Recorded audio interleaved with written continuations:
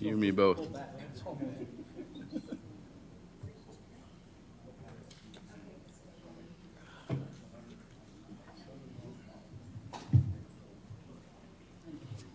Okay, if everybody will take their seats, we'll call to order the City Council regular meeting for Wednesday, October 6th, 2021 at 6 p.m. Roll call, everybody is present and accounted for. If everybody would rise and join us in the Pledge of Allegiance. I pledge allegiance to the flag of the United States of America and to the republic for which it stands, one nation, under God, indivisible, with liberty and justice for all. Stay standing, please. Honor the Texas flag. I pledge allegiance to thee, Texas, one state, under God, one and indivisible. Thank you.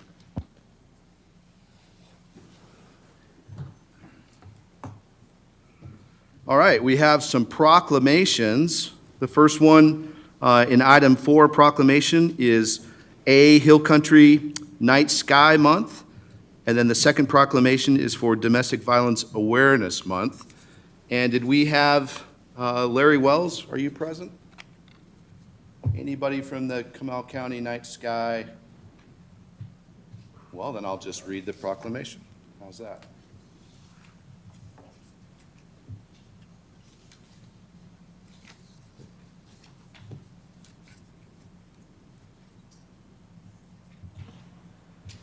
My first proclamation as mayor. Okay.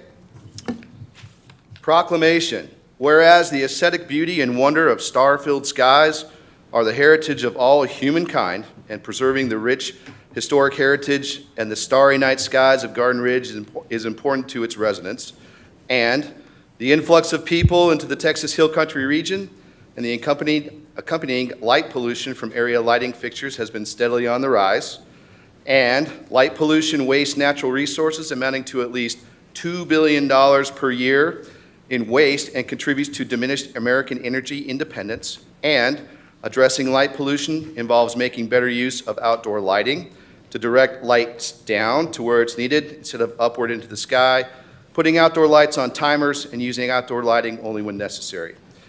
This regional effort, in addition to the preservation and celebration of our night skies, is worthy of recognition. Now, therefore, be it proclaimed that I, Rob Erickson, Mayor of Garden Ridge, Texas, do hereby proclaim October 2021 in the city of Garden Ridge as Hill Country Night Sky Month. Signed by me today. So if Larry was here, he would say a little bit more about it. Present that to him. And Ellie and Becca, can you come up, please? This next proclamation is to declare this month in Garden Ridge Domestic Violence Awareness Month. And we have with us, can you introduce yourselves, please, to the mic? Hi, I'm Ellie Truon. I'm from the Crisis Center of Comal County. I'm the Prevention Specialist and Shelter Director. And I am Becca Riojas. I am the SANE coordinator. I run the sexual assault program in the Comal County. So I'll read the proclamation, and then the floor is yours, ladies. And please, right here. Proclamation. Whereas the first Domestic Violence Month was observed in October 1987, the same year the first National Domestic Violence Toll-Free Hotline was initiated, and in 1989, Congress designated October as National Domestic Violence Awareness Month, and in just one day across the United States and its territories, nearly 75,000 victims of domestic violence sought services from domestic violence programs and shelters, but more than 9,000 requests for services including emergency shelter housing, transportation, child care, legal representation could not be provided because programs lacked the resources to meet victims' needs. And safe houses continue to be rated as survivors' most urgent need, and the impact of domestic violence is wide-ranging, directly affecting individuals and society as a whole throughout Comal County, throughout the United States, and throughout the world. Domestic violence affects millions of people each year, but it can be prevented, requiring the collective voice and power of individuals, families, institutions, cities, counties, and systems, each whose number one thing adds a valuable and powerful component to transforming our communities. Now, therefore, be it proclaimed that I, Rob Erickson, Mayor of Garden Ridge, Texas, do hereby proclaim October 2021 in the city of Garden Ridge as Domestic Violence Awareness Month. So, ladies, this is for you. And I think Kat wants to get a picture. Sure, you bet. Not behind the podium. Thank you. The floor is yours, please. Hi, so again, my name is Ellie Truon, and thank you so much again for allowing us to be here every year. It's so great getting to come here and talk about our Awareness Month and what we do. We get so much support from the City of Garden Ridge. We were just talking about we need to bring something here because we love it here so much. For those of you who don't know us, we are a nonprofit organization in New Braunfels. We serve victims and survivors of domestic violence and sexual assault. Recently, we opened up a homeless shelter, though, serving our homeless community in the Caldwell County area. Whenever I became the shelter director, I really didn't think there would be much of a link between domestic violence and homelessness, and so I thought it's going to be a completely different deal. But it really isn't. The reason why, what I've learned from working in the shelter, the reason why it's so important to raise awareness about domestic violence is because a lot of the women and children that were getting into our shelter for homelessness, they had to go through domestic violence 5-10 years ago, and everything that they lost during that time, they haven't regained it yet. We actually had a family just a couple weeks that came in a couple weeks ago, and one of the children, he was a 9-year-old, and he said that this was their 10th shelter in this year. So that's 10 different shelters that these kids have had to jump to. And for us, the way that we can help raise awareness is just by knowing what domestic violence looks like.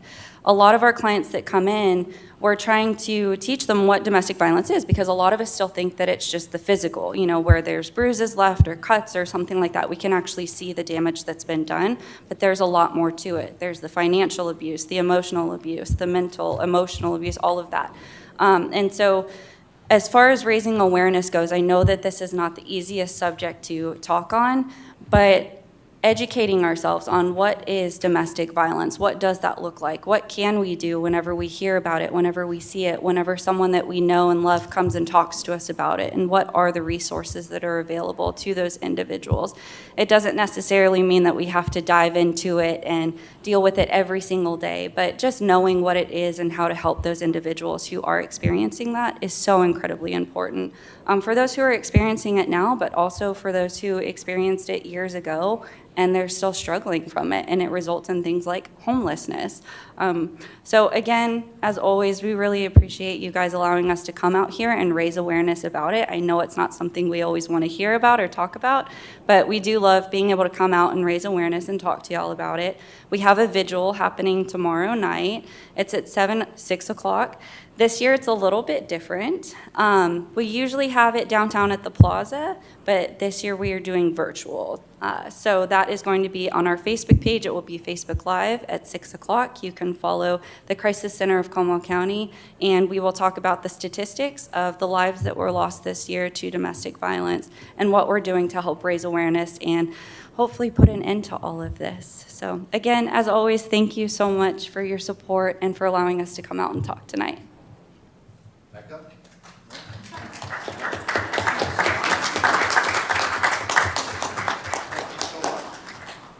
Okay, that's proclamations, and now we're on to presentations. Andrew Kim, front and center, sir. I'd like to introduce Mr. Andrew Kim, who is the superintendent of Comal ISD. He is a friend of Comal County. He's a friend of Garden Ridge, and he's a friend of mine. And we asked you to come out tonight to talk to us and educate us as a city about the upcoming bond measure. So thanks for being here, and sir, the floor is yours. Mr. Mayor, council members, I really appreciate your time for letting me come a few minutes to talk about our school district and the election that is upcoming on November the 2nd regarding the bond initiative and the what's known as a voter-approved tax ratification election. I'll try to be brief, but it may take 3 hours. Just, How about it? Just to let you know that. Then this may be it, or the other one? Okay. So most folks currently are probably familiar with what a bond initiative is. We've had a successful bond initiative here in the Comal Independent School District in 2015, 2017. We've had tremendous amount of support, certainly the support of the Garden Ridge area, and the turnout in this area is tremendous. And so we appreciate that in terms of active engagement when it comes to these initiatives.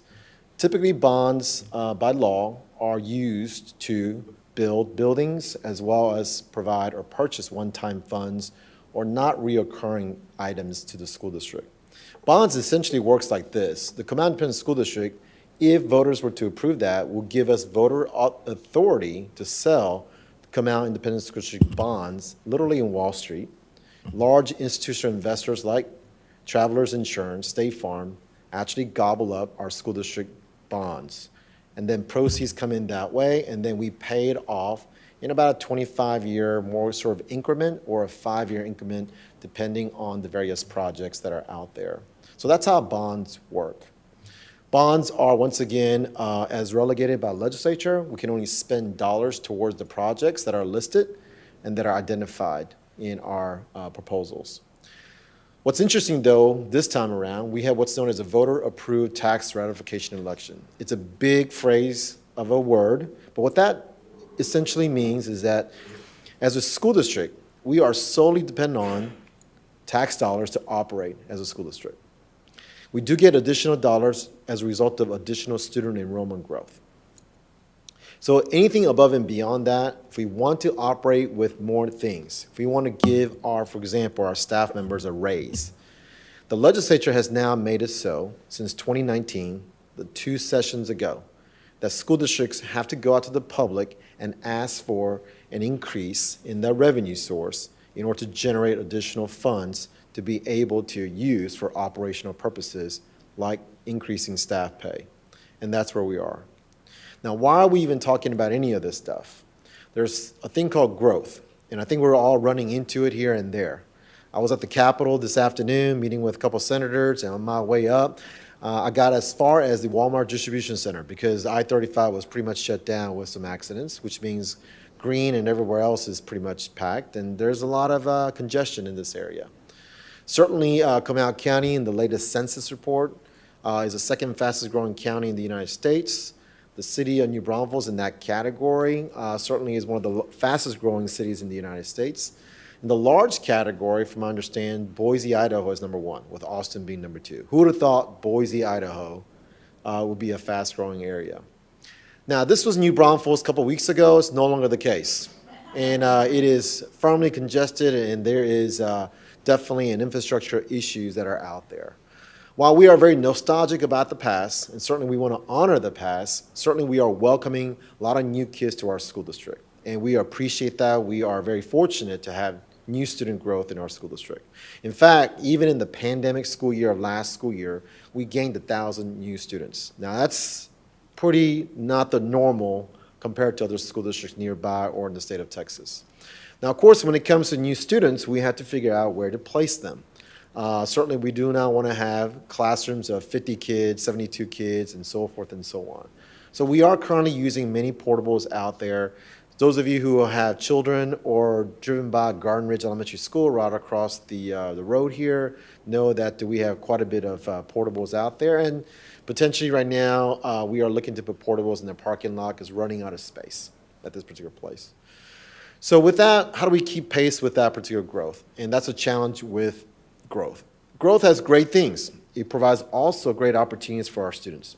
We're now able to offer great programs for all of our students to participate, like our orchestra program, which we started about 9 years ago with a small group of 4th and 5th graders. Now we have a full-blown orchestra program we're very proud of. And then we're also able to afford now to provide opportunities in aviation mechanics and other areas that we feel is a path towards careers, fields after high school in the future, really leveraging the amount of resources that we have in this area with 2 large international airports, as well as many of those who are involved in aviation world. And as a result of these opportunities, our students, such as these students at Canyon Lake Engineering, won competitions last school year, even in the pandemic, winning national, state, local competition. And we're very proud of that. And as a result of that, these are some of the listings of various courses now we're able to afford our students, once again, a career path beyond perhaps the college and the military opportunities, but skill sets that are potentially lifelong experiences for them in the future. And when it comes to student performance as a school district, our school district is an A-rated school district according to the state accountability system. It's one of the highest rated school districts out there. It is tough to meet in terms of standards, and in some sense, on paper, probably we should not be an A-rated school district. And the reason is because we do not get all new kids coming to our school district all prepackaged at kindergarten and then matriculate up together. We get kids at 3rd grade, 5th grade, 7th grade, 9th grade, and 10th grade, all over. Imagine if you're an assembly line supervisor at General Motors, constructing that piece of GMC truck coming down the line, and you get thrown a last bit of equipment at the end of the process. For us, quality control is very difficult. But thanks to our teachers and what they've done on a day-to-day basis, we're able to, even with a number of new kids coming in, unbeknownst to us what they're coming with, we're able to still accelerate our kids' academic progress to the point of receiving an A-rated school district. And that's pretty phenomenal work by our teachers in a very short amount of time with a number of new kids coming into our school district. Even in a pandemic year, we are successful in our reading scores and our math scores according to the state. Certainly there's been some learning loss across the state of Texas. In many ways, certainly we have experienced that just as much. However, I got to tell you, our teachers have done a phenomenal job. Interestingly, as a side note, many of our kindergartners last year or 2 years ago took a red shirt year, decided to go ahead and stay home and do other things. So now we have a large 1st grade class who skipped that red shirt year in the kindergarten. So imagine our 1st grade teachers right now trying to accelerate a lot of our young, early childhood, impressionable kids as fast as possible to get them ready. And we know by research, reading at 3rd grade is a key indicator of a student's success in life. And so once again, our teachers are hard at work in making sure that our kids are ready to go. So what's really important to us as a school district, maybe not so much about the bonds and different things that we may be asking for, but it's about our people. We are very thoughtful to make sure that we have great people in every position as possible. Certainly we don't bat 1,000 in this area, but we make sure that we have everything we can do to make sure we recruit, retain the greatest people in our school district. And that's been our secret sauce, if that makes sense. To that, I will just tell you that we do not pay well. In fact, for a 0-year or 1st-year teacher, we are the lowest paying school district in the San Antonio area. In fact, as a result of this, we're probably the lowest area in any large metroplex in the state of Texas. The Dallas-Fort Worth market, as a 1st-year teacher, you can make now $56,000 at Keller Independent School District or Hershey-Bedford Independent School District or Plano ISD and so forth and so on. The Houston market is also very high as well too. So we don't pay well, as you can see by this chart. When you're at the 7-year mark, we also don't pay well either. And we struggle in the range of that category just as much. Now here's what typically happens. We're not suffering from the number of applicants to our school district. We have many who would like to come and work for the Comal Independent School District. So a principal like Mr. Matt DeLoach at Davenport High School will interview a potential candidate. They agree, it's a great match, we appreciate them, we're hiring them, and they accept. Step 2, they go to the HR process.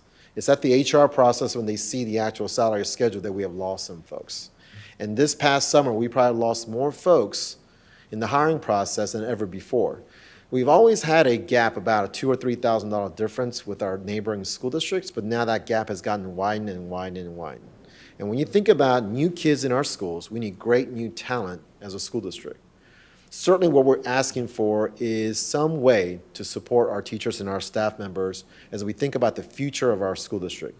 Quality people is going to be very important to the success of any organization, in my personal opinion. When it comes to a 15-year teacher, we also don't do well either. It's pretty embarrassing, to be quite honest with you, to be standing here to talk about these issues, especially knowing the fact that our teachers are doing a fantastic job in our classrooms and, of course, in our hallways and everywhere else. It's at the 20th mark, we do just move out just a tad bit for a teacher in our school district. Now, if you're an auxiliary employee or hourly employee, we struggle even more. You've heard, some of you may have heard about our issues with transportation in our school district.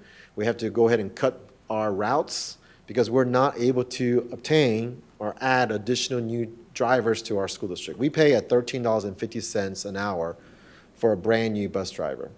Now, I got to tell you, you can go to Buc-ee's right now and make $15 an hour, $17 an hour if you have an evening shift, $22 an hour if you're a shift leader of that evening shift. I know this because I have an application in my car. I'm ready to apply. I thought about it many times last school year. And I'm not certainly, I should get actually some residual funds from the Buc-ee's. I've talked about them so many times.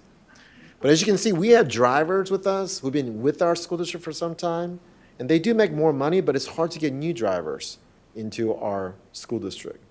Now, I will say that money doesn't solve all of our ills. We understand that. We know that. In fact, the Lake Travis Independent School District pays $20 an hour, and they're having troubles with bus drivers. Because at $20 an hour, you can't afford to live in the Lake Travis Independent School District.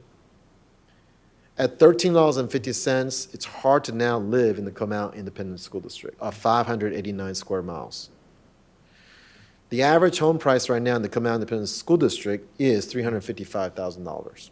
When I came here about 9 years ago, it was hovering around $274,000.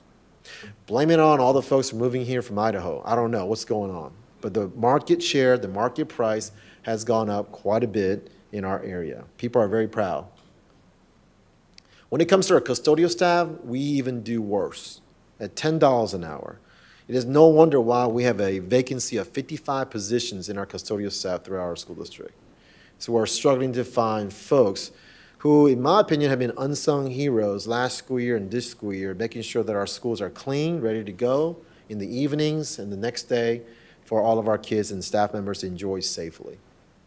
When it comes to our educational paraprofessionals, we don't do well here either. This is our special ed paraprofessionals that work with one-on-one students that are needed, also to go ahead and work with large numbers of PE classes at the elementary level and so forth. Now, I do want you to know that this did not occur overnight. This is not due to the COVID situation or the pandemic that we're all experiencing. Certainly, that has exaggerated the situation, has really opened the eyes about this in many ways, shape, or form. But in terms of our pay gap, this has existed for some time. As you can see from years ago, and certainly I wasn't part of this, and I'm not here to speak ill of our previous administration, but for some reason, we did not give a compensation during that time period. Rather, the school district gave one-time bonus pays. Bonus checks do not go into your budget of the following year. It's one-time situation, and as a result of that, the scale never went up, while other school districts nearby gave a 2%, 1%, 3% at that time period. As a result of that, we created this gap for some time. We've been trying to fix it since 2013-14, my first year there, so I've been here since then. Anyway, but we're frankly right now running out of dollars to do so. I mean, I can tell you why we are running out of that. We are proposing with Proposition A, that is up for ballot consideration by the voters in November the 2nd, that we would like to increase all of our auxiliary and instructional paraprofessionals $1.50. That's a little bit more than 9%. Now, you got to understand, $13.50 to $14.50 doesn't solve everything. However, it's a start. We've got to start somewhere as a school district. We fully know and understand that we're not going to solve this pay issue overnight. There's no way. However, we would like to have a revenue dedicated towards compensation for a prolonged period of time of 3, 4, 5 years out the road. And as a result of that, Proposition A will take care of that for us. We'll be giving a 3% for all other professional employees in our school district, and we're looking forward to perhaps engaging conversation with our voters about that. Once again, Proposition A relates to compensation package that the board has adopted towards this effort. Essentially, this school year, because we do run on a June 1 to July cycle budget, we adopted essentially 2 budgets. A default budget that we're operating right now without a compensation. One, depending on the outcome of November 2nd, Proposition A, we will retroactively pay, the December check will be much higher to compensate for the $1.50 and 3%, as well as January check will go then regarding the 3% $1.50 going forward. And then we propose a 3% thereafter in the outer years going forward as a result of additional revenue coming in to our school district. As a result of this, the legislature once again passed House Bill 3 in 2019 that states that if you want to have more monies as a school district, as a public entity, in order for you to operate, you're going to have to ask the voters to increase the rate in which you tax in order for this to occur. So let me explain to you how taxes work in our school district. Certainly many of you are very aware of this. Most property owners understand the total tax rate, or they see the total tax rate. If Proposition A, B, C, D, and E were to pass, that tax rate will be at $1.29 for every $100 value of your home. Currently, it sits at $1.27. That total tax rate is broken into two parts for our school district. The operation side, or maintenance and operation, which will stand at 94 cents, or the interest and sinking at 35 cents. The interest and sinking, the 35 cents, raises revenue for us to pay off that bond indebtedness that we incur. And that's what it only can be used for. The 94 cents raises revenue for us to operate. To operate the Comal Independent School District this year alone, it costs $220 million to operate. We are the largest employer in the Comal County. 4,000 employees that operate or work with our children in our school district. 84% of that maintenance and operation cost is tied to salaries, 5% in transportation, one of the largest transportation, by the way, in the state of Texas. So as you can see, we are working with less in many ways to make this thing work on a day-to-day basis. So there's two sets of tax rates that contributes to the total tax rate. In the history of tax rates, our school district has lowered the rate over the many years. In fact, in 1999-2000, the M&O tax rate stood at $1.50 for every $100 value of your home. The INS tax rate around 38 cents. We lowered that $1.50 to $1.04.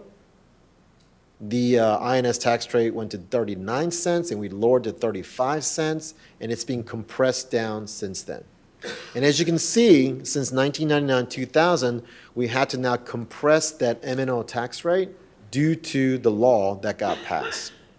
In fact, what happens is this. If values go up, by law, we have to compress our rate to basically have same amount of revenue that we had the year before. We're on essentially a fixed income.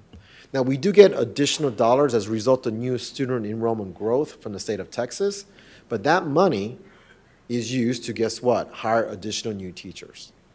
As a result of that, if you need any more dollars for compensation increase, you had to go and ask the voters to approve voter-approved tax ratification election.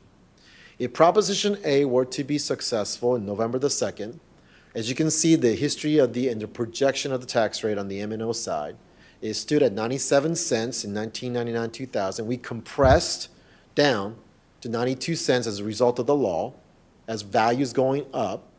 As you can see, we will adopt the new tax rate at 94 cents with Proposition A, but in the outer years, you'll be compressed down even further because, once again, as values go up, we have to compress the rate going down. And that's what we're essentially talking about in school finance. I'm giving you a quick 2-3 minute school finance that could probably take a semester of work to do, and only about 5 people really truly understand this at the state capitol. So I hope that any questions you might have, I'd be more than happy to answer. Now, I do want you to know that our school district, as well as about 160 school districts out of 1,100 school districts in the state of Texas, offer a 20% local homestead exemption. This is a huge benefit to our homeowners. That $100 value of your home that I told you about that we charge at $1.29, if Proposition A were to pass, we actually tax you at $80 rather than the $100. If your taxable value of your home is $100,000, we tax you at $80,000. Now understand, the state also gives you a $25,000 exemption statewide if you check that box. On top of that, we give you a 20% discount. Great benefit to homeowners in our school district. However, the district then, as a result of that, does not collect up to about $10 million a year in operation costs in revenue. We give that away. We leave it at the table. So when other school districts are able to hire additional teachers or give compensation and so forth and so on, people always ask me, how come they can do it and how come we cannot? largely due to the fact that we give a huge amount of tax break to homeowners. For an average homeowner of $355,000, that equates to about $780 a year or $65 a month. It's a great thing to do. As a result of that, with Proposition A, if it were to be successful, the average homeowner of $355,000 a year will see a $14 additional increase in their property monthly pay. Against that $65 savings per month that you get, you're still coming out ahead in the Comal Independent School District. To once again give our teachers and our staff members potentially a compensation package to start off to make sure that they are valued in our school district. With that, I will just tell you this. Unfortunately, the ballot language created by the legislature must look like this when you go to the polls. It doesn't say anything about 20% homestead exemption. It doesn't say anything about teacher pay. It doesn't say about anything of that nature. What it does, it says in a very legally language from the comptroller's perspective, this language right here. And if you're an uneducated voter, if you're not engaged, and you haven't heard maybe perhaps some other things, you may go to the polls and look at this and say, you know what, I'm not going to vote for this, because certainly it doesn't look very appetizing in many ways. And let me kind of explain to you what that means. There's a $26 million revenue, and that is not necessarily true.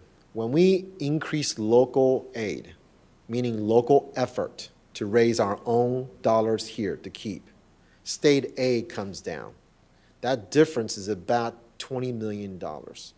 So the exchange of the increase of that 0.0167 cents increase is about $6 million. But the state aid drops to compensate for all of those things, and that's why the $26 million is listed there. From a state's perspective, it makes perfect sense. From our perspective, no, it doesn't make sense, but this is what the ballot language is right here. So this is what we had to contend with and ensure that, once again, our voters are very understanding and thoughtful about the language when you go to the polls. The next portions of my presentation regards Propositions B, C, D, and E, and these are bond initiatives. Once again, bond dollars cannot commingle towards the operation side. Bond dollars can only be spent on the projects that we have outlined as a school district. Once again, the bond initiative is a separate election unto itself, will not affect the tax rate of 35 cents, the interest and sinking at all. Because one, at 35 cents, we're able to absorb the amount of requests that we have as a school district and meet that obligation going forward at that 35 cents rate. Why? Because we have essentially new taxpayers, new property wealth in our school district. Proposition B is asking for additional new elementary campuses, elementary school number 19 and 20. Number 19 would relieve Garden Ridge Elementary Campus and Morningside Elementary Campus. Number 20 would relieve Clear Springs Elementary School and Fry Elementary Campus. The land we have already identified for Garden Ridge Elementary School relief number 19 is literally right across the street from Danville Middle School on Herodes Road. Middle School number 8 will relieve Piper Ranch Middle School and Smithson Valley Middle School. Hill Country High School replacement, which is currently co-located with Spring Branch Middle School. Safety and security improvements for all of our schools. Buses for growth and replacements that we need desperately. Land for additional future growth, because as a school district, we have to go ahead and fight other folks out there for land, and land right now is costing out at square footage rather than acreage, and we do fight with a large grocery chain that starts with an H, ends with a B, for all these land out there. And we have campus infrastructure needs like rooftop replacements as well as HVAC units and so forth that we have to be thoughtful about maintaining our existing campuses. We took a long, hard look during the pandemic school year, because if you recall, we did have a bond initiative only in May 2020. We did cancel that because the governor canceled all elections due to the pandemic that we were all going through. So during that time period, we really took a long look at our existing campuses. We are building brand new schools. We want to make sure that we invest in our existing campuses relative to what we're building brand new, because our existing campuses are still very viable schools, viable campuses, and facilities that we want to make sure that are maintained from a programmatic standpoint and from also from an aesthetic standpoint and operational standpoint. To that, we are upgrading all of our elementary school playgrounds to all of our schools. We think that outdoor learning environment will be a big, huge deal coming out of the pandemic because our kids have spent a little too much time in front of little screens, and we want kids to be outdoors as much as possible. We're looking at, of course, improvements to Smithson Valley High School, Mountain Valley Middle School, and so forth and so on throughout our school district that we want to make sure that we maintain, well maintained, relative to brand new schools that we are building out there. Most school districts that are small in size in terms of square miles typically build out with brand new schools and come back for renovation bonds out there for all schools. San Antonio ISD just recently passed a $1 billion bond, not to build any new schools, to reinvest in all of their existing campuses. What we want to do is reinvest as we go, because we do not know when the end will be when we have to keep on building new schools in our community, in our 589 square miles of the Comal Independent School District. Proposition C is anything that you need to do to enhance athletic facilities. You had to set it as a separate proposition now by law. Several years ago, certain communities passed $90 million football stadiums and water parks using bond funds. As a result of that, the legislature got a little bit upset about that situation, and the law got passed that anything to do with athletics, stadiums, technology must stand alone as a separate proposition. So here we are. So in the state of Texas, you could have a football field pass the proposition and the school not pass in the state of Texas. So we'll see how it goes. So when it comes to athletic facility improvement at Canyon High School, we have phase 2 improvements at Davenport High School here. When we opened Davenport High School, it was phase 1. We thought that the enrollment would not be where it's at, but the enrollment has exceeded where we are, so we need to bring phase 2 in as sooner than we thought. Mountain Valley Middle School improvements, Smithson Valley High School improvements, Smithson Valley Middle School improvements there as well. Once again, if you're going to do anything to the stadium itself to improve not only the capacity or anything of that nature, you must stand alone as a separate proposition item. So Proposition D is improvements and expansion of Canyon Lake High School, which was built in 2007. And right now, frankly, it is a safety hazard because there's not a, there's only one way in and up and down the bleachers. There's no eyelets. And as a result of that, we need to replace that entire seating capacity as well as to expand it. And that's why it's on here as well. Davenport High School, once again, is a phase 2 expansion of what we built. Once again, if you've been out on a Friday night, you can see the fact that we're running out of space quick. Once again, we didn't realize the amount of growth and acceleration of growth, and certainly we've experienced that in the last year and a half, and we continue to see quite a new numbers of students coming into our schools. And once again, Proposition E has to be a separate item alone. Why? Because many school districts went out there and bought interest-bearing funds, bond funds, to buy iPads. iPads replacement cycle typically is 6 weeks or 2 years. As a result of that, the legislature said no more of that. If you want that, you can have it as long as it stands alone as a separate proposition. Want you to know, for the record, that the Comal Independent School District has not bought with bond funds iPads. We bought laptops, desktops. We do have some, but we use operational dollars for that.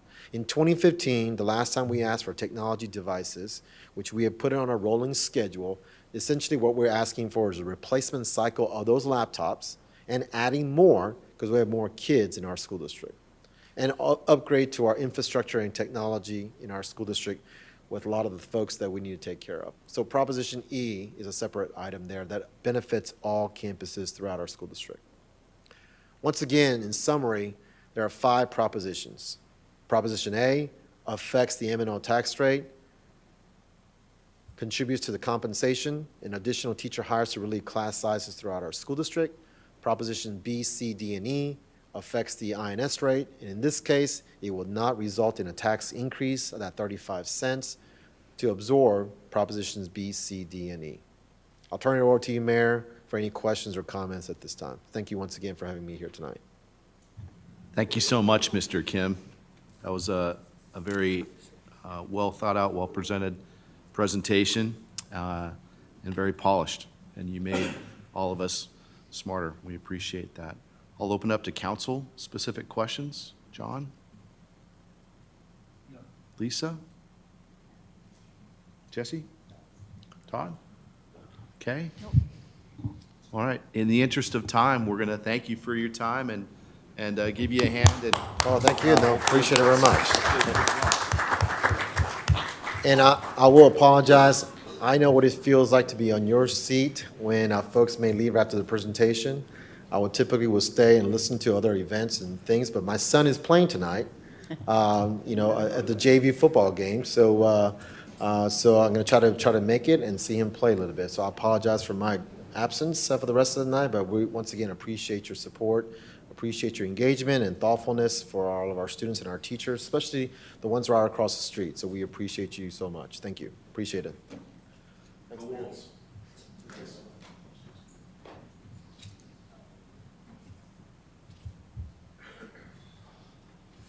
Okay. Mr. Will Lockett and Carlos, the floor is yours, sir. We have with us today our representatives for our area in our city from TxDOT, and he's our area engineer for TxDOT, and he's got a very interesting presentation for us. Will, the floor is yours, sir. Yes, sir. Thank you, Mr. Mayor. Which one of these? This one? All righty. Thank you. I will do my best to give as good a presentation as Dr. Kim. He does a great job.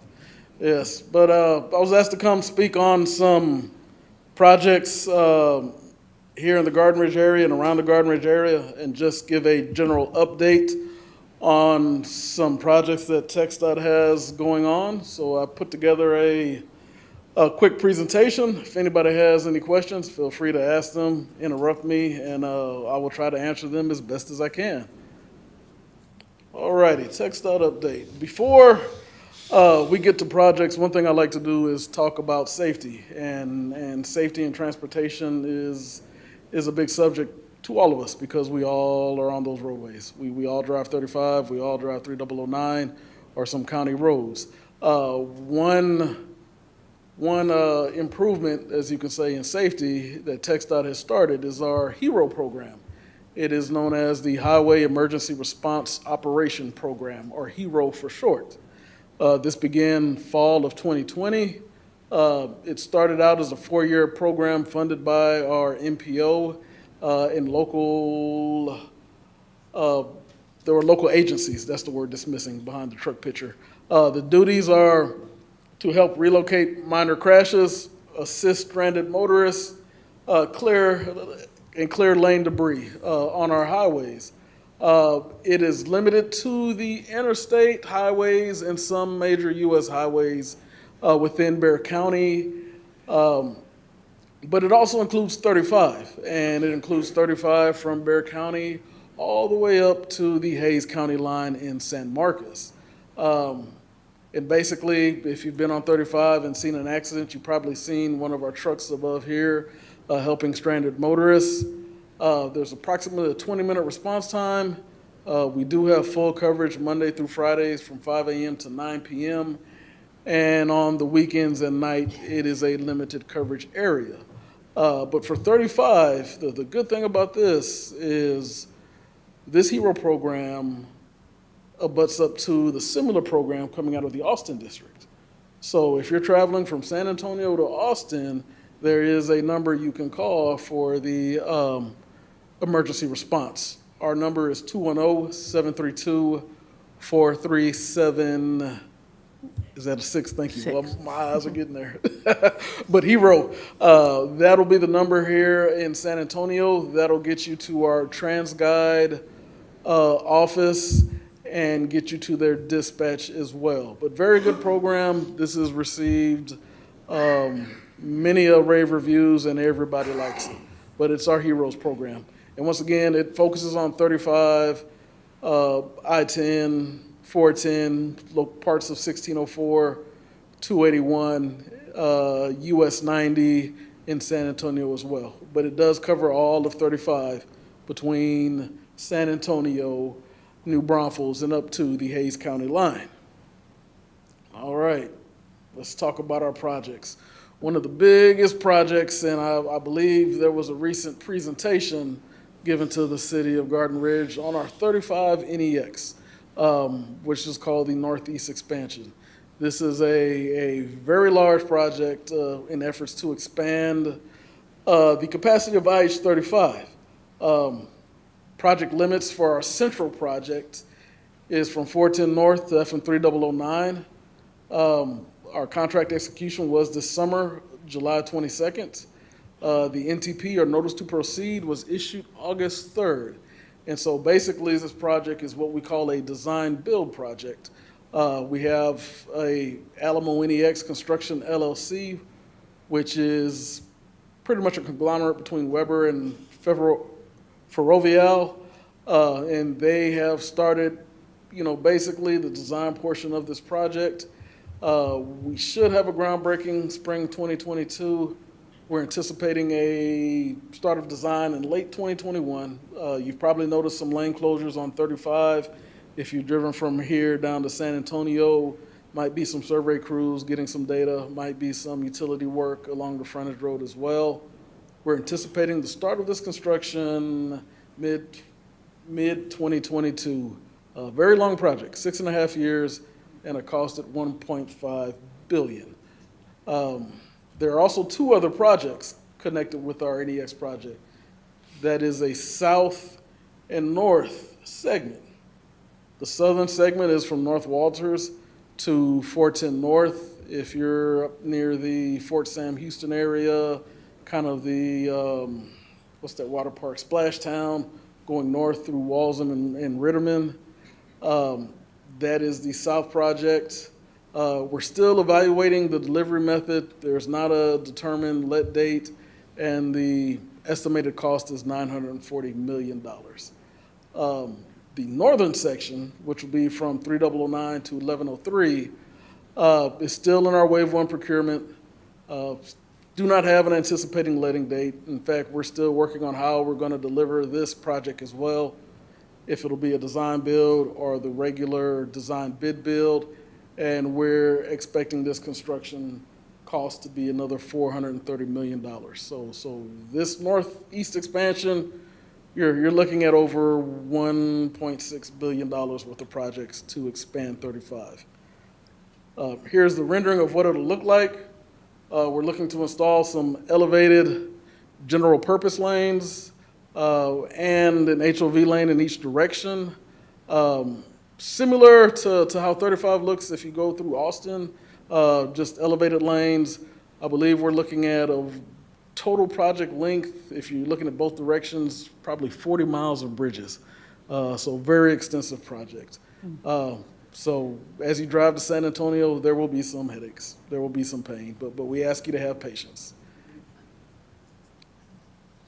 We also have some operational improvements along I-35.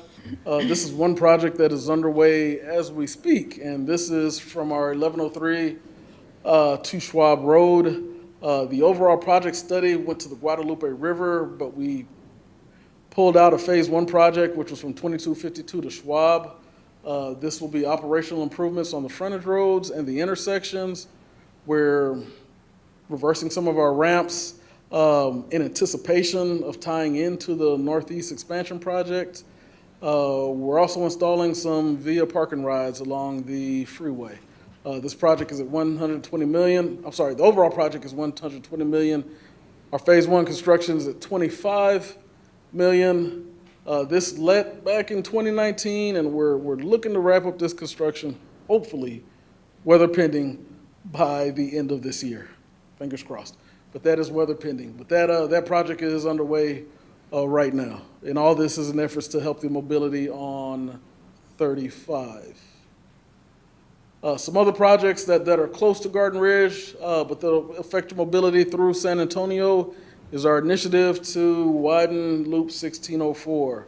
We're looking to widen that entire corridor from State Highway 16 or Bandera Road to IH-35. We'll expand to 8 lanes with 2 HOVs, special purpose lanes. This will also include constructing a new interchange at Loop 1604 and I-10. So we'll be getting rid of those clover leaves that kind of get real congested. This project is estimated at about $1.2 billion for the entire corridor, and we've broken it up into 3 sections, which include Bandera Road to I-10, I-10 to 281, which those projects are underway, and I-10 to Loop 1604 starting next spring. But there is a diagram of what we're trying to do. It's currently 2 lanes in each direction with a grassy median. We'll expand to 4 lanes with HOV lanes in each directions or some special purpose lanes as well. But another initiative for Loop 1604. We're also trying to expand the section from 35 to I-10. Same type of project to go from 2 lanes divided to a multi-lane freeway facility, upgrade to more of a controlled access expressway, construct some U-turns near Randolph Air Force Base, and some overpasses at our major intersections as well. Construction is currently underway in some sections, and to complete the job, we are still researching or still looking for funding to get from 78 to I-10. But once again, really trying to focus our efforts on 35 and 1604. So, now the one everybody I know is waiting for, 2252. This is the project that is near and dear to Garden Ridge. This is our Evans Road to FM 3009. Really good project, much needed project. And this project will expand the existing roadway. Everybody knows it's about 2 lanes, 1 lane in each direction. Tough to make some turns into some of the intersections. So we're gonna expand it from 2 lanes to 4 lanes. We're also installing a continuous 2-way left turn lane and raised medians in some areas, depending on the turning volumes, depending on the ADTs for the minor roadways, but we'll have those laid out. We're gonna add some bike lanes, some curb and sidewalk as well along the entire corridor. Our estimated construction cost is $42.5 million. I put that note working to secure additional funding, but that is incorrect. We just received some what we call gap funding to take the project completely to the 3009 intersection. If years ago when this project was first talked about, we looked at the entire corridor. So that was from Evans Road to 3009, looked at one complete project, and then we broke it down into separate projects. Our bridge, then the widening project, and then we realized, you know what, we didn't scope it, or just the authorized amount was a little short, and so we had to fill in that gap. But we did find the funding, so we're gonna go all the way to the intersection, which is a good thing. Our phase 1 was Cibolo Creek, which began November 2020. I've got some more slides on that, which is currently under construction. Our phase 2, which is the overall expansion of 2252. It was supposed to let in, I believe, 2022. We've pushed that back about 9 months to 2023 to allow for the design work of the intersection as well. But PS&E is underway. The designers up in New Braunfels are diligently working on this project. Just some information, of course, the project is originally started from Cibolo Creek or Evans Road up to 3009, which is where we'll end. It will include the intersection. We'll probably go a little past 3009 just to tie in the remainder of 2252 as well, but we're not gonna go significantly down further along 2252. It'll still be ending at the intersection. This is just a little snippet of the schematic. In your lower left hand is the intersection of Evans Road. That little purple structure is the new bridge that we're building. If you go from left to right, the purple structure is the new bridge we're building over 2252. Does this have a pointer? Oh, it does. I'm sorry, technology is great. So here's our new bridge that we're building over Cibolo Creek. The remainder of this expansion project will start here. And one of the big issues we'll address is another bridge over the railroad tracks. If you've ever been on 2252 and a train comes by, you sit there for a while.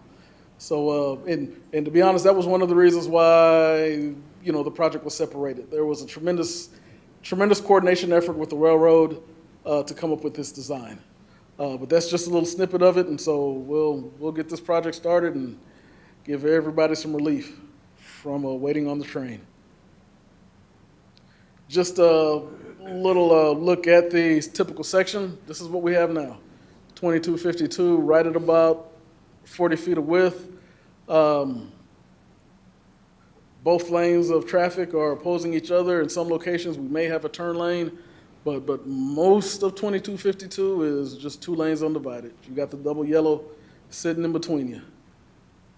Here's what we are proposing it will look like. 4 lanes, 2 lanes in each direction. You will have your raised median.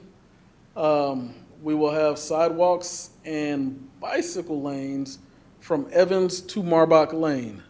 So we'll have a sidewalk on each side, bicycle lanes as well from Evans to Marbach.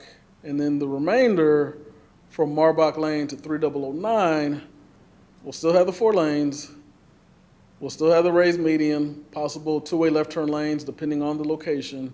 But then we go to the 10-foot shared youth path outside of, well, not outside of the right-of-way, but just off of the edge of roadway. And so this will be what we're looking at from Marbach to the FM 3009 intersection. I threw in this slide just to show, some people ask, well, to make sure there's a need for the project. This is something I found that we had during our initial public hearing, and it shows 3009 in 2016, and it's our level of service. That's where we determine, just how good the mobility service is along the roadway. It goes from a D at Evans Road, C at Marbach, C at Goal, B at Tonkawa, B at Bat Cave, and at F from 3009 is the E. And so your scale is A, B, C, D, E, and F. And so if we didn't do anything, everything is F, and that's at 2041.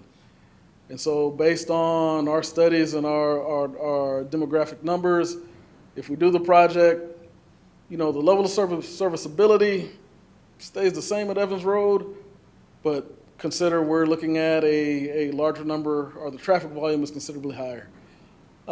Here we're showing an F, here we're showing an F, but you got to look at it's a better F if we didn't do anything. But this really kind of highlights the need for the project.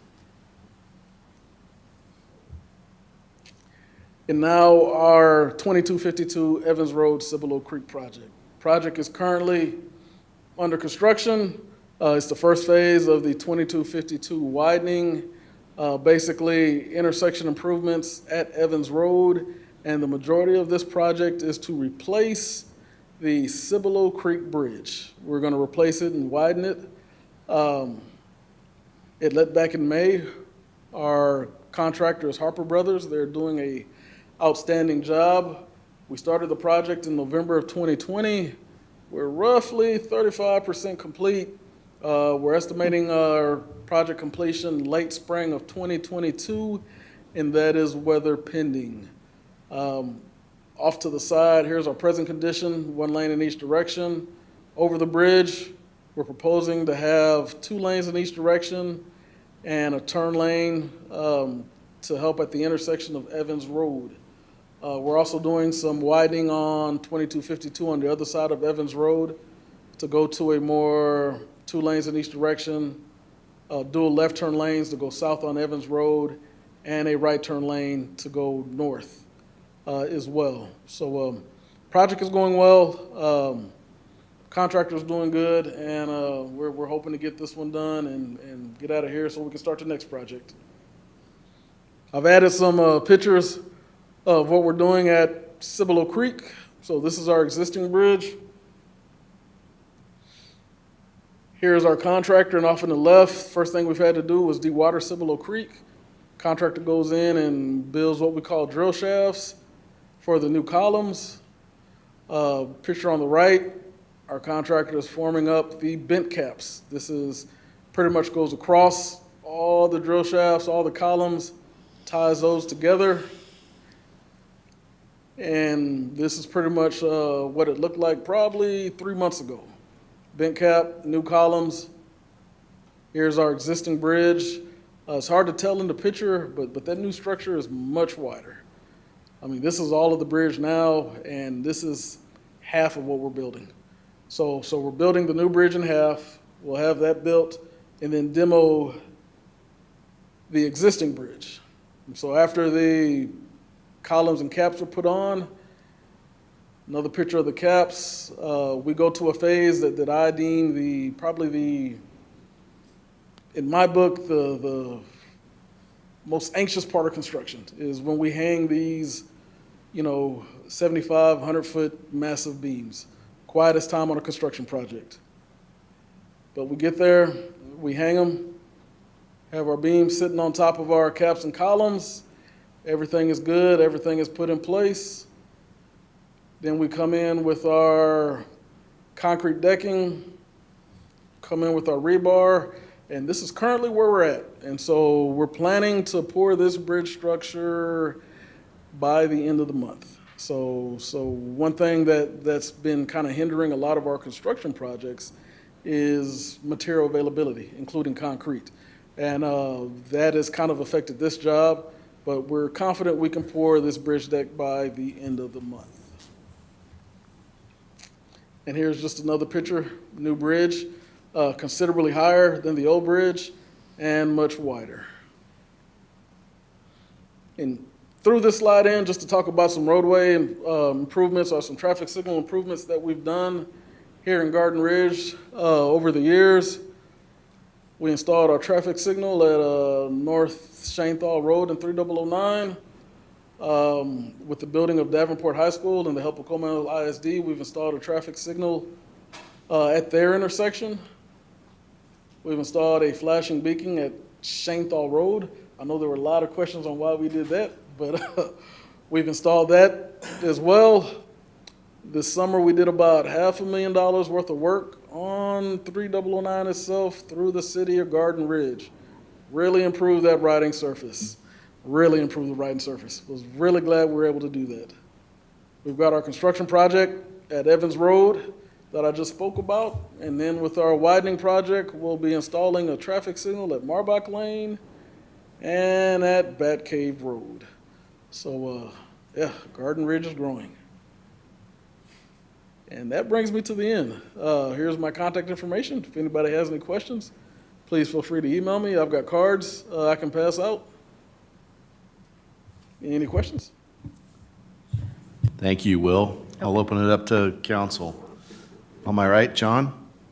No. Lisa? No questions, but great presentation. Thank you. Thank you. Jesse? I just have one question. Yes, sir. The beacon light at Schoenthal, is there any plans to make that a traffic light in the future? The beacon Shanethal? light on Schoenthal. The flashing beacon? Well, for a traffic signal to be installed, there are several warrants that have to be met. There's about 8 of them. Okay. Right now, it doesn't meet those warrants.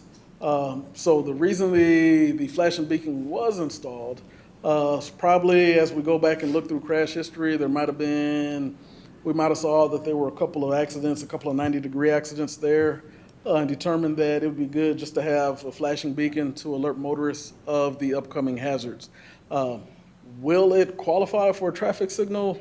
I am not sure. But one thing we can do is if there is a need, if we're starting to see maybe there's more traffic volume coming out of that neighborhood, we can always do a traffic study to determine if a traffic signal would be warranted at that location. Thank you. Yes, sir. Todd? I'm trying to think how to word my question, because it's maybe a little bit broader than just Garden Ridge, and it's, don't worry, I'm not trying to shoot the messenger. No, it's okay. With all the growth that's going on around here, and it's been forecast for years, is there any thought, methodology, anything you guys are working on to speed up your build plan cycle? I mean, we've been talking about 2252 since I've been on council, and that was 7 years ago, and we're still a couple years out of finishing it. I-35 was, I can't use the proper terminology for what I thought of it when I moved here in 2008, and it's even worse now. And there was talk about improving that in 2008 when I moved back here. And it's 2021, and we're not really doing anything. There's a little bit going on now, but it's not solving the problem. It seems to me like you guys are going further and further underwater. That is a tough one to answer. you know, and I can understand where you're coming from. It can seem to take a long time to get a construction project. And when you look at the growth rate of Como County, I mean, Dr. Kim talked about that in his presentation. You look at the growth of New Braunfels, Garden Ridge, and all the areas around. How come it takes so long? Good question. You know, we do have 4-year, 10-year planning efforts that we look at. All the priorities are weighted throughout the state as well. We've made tremendous progress on 35. I know not in this area, but if we go north of Como County, I've got 3 projects, you know, back to back that are currently underway. But it's really tough to say how do we speed that up? How do we speed that up? I know that's kind of unfair. It's a hard question. It's Yes, just sir. one that Yes, sir. I've had people ask me, quite frankly, is how do we get ahead of the curve here? And the same thing goes with the school district. You've got Portable stacked up out here. You've got Davenport High School that's got 500 more kids in it than they anticipated this year. So it's time to start thinking about strange alternatives or something on how to Yes, sir. get ahead of the And that curve. is a good point as well. One thing I can say is when you look at the state in the whole, this district, the San Antonio district, is second only to the Houston district and how much money we have in ongoing construction. So we are making that effort as well. I wish I can give you a better answer, but man, that is a tough one to answer. No, sir, there is no good answer, but we're trying, and I do understand the frustration. Okay? Yes, sir. Thank you, Will, for the presentation. I know you're always very helpful at the county lunches and so on. You did commit to a light this evening, but I don't know if it's in concrete, at Marbach and Batcave, because you indicated that Batcave, because I know citizens ask, you know, about that. So should we go forward and say that's what's going to happen? So as best you my best knowledge, there will be a traffic signal at Marbach and Batcave Road. Right. I talked with the designers before I put together the presentation to confirm, Sure. and she said there will be traffic signals. When I get to the office, I can confirm and send you an email, but I'm pretty positive that those 2 intersections meet warrants. Okay. And it was a terrific presentation. I wonder if we could have copies available for citizens or something, handouts or whatever, or something on the website, just to keep people informed? Just, I mean, just, I'm throwing that out there. It doesn't need an answer right now. And then the other thing is, sorry, I forgot the other thing. Somebody asked a question, and I forgot the other thing.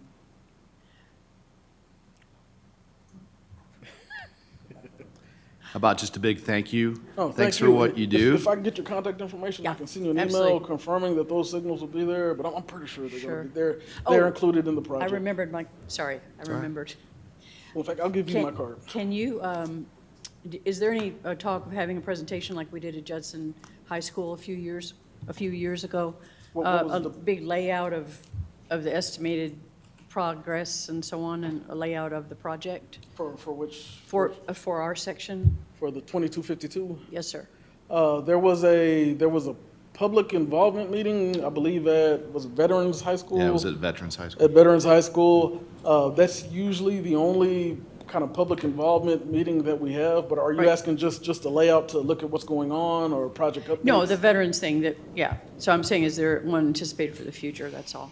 So I'd attended before, so. No, ma'am. Okay. We usually do so before, part of the environmental clearance for a project is to have the public involvement meeting. Sure, Which is sure. what we had, and we usually do those before the project. Got it. Get everybody's input, get everybody's concerns, try to address those as best we can, and then proceed with the project. So we're already past that. Right. But if there are updates, you know, once the project gets started, if the council would like updates, myself, my staff, we'll make ourselves available. We can bring schematics, layouts, and just keep you all in the loop. Okay. Thank you very much again. Thank you. We'll make sure that there's a link available, if nothing else, for your presentation tonight on our city website. So, Not a problem. Mr. Lockett, It's all thank you public so information. much. Carlos, thanks for what you guys do. Thank Thanks you. for making sure that the project, that extra $16 million to take it all the way through That FM was- 3009 and 2252 is good. Yes, sir. And thanks again for, in accordance with our wishes, when we put all this together, our master use plan, we still have that 10-foot sidewalk slash roadway or bikeway that someday we can actually walk to dinner. Yes, sir. As 2252 Yes, sir. gets developed. So I'm going to come shake your hand and say thanks. I I appreciate it. appreciate it.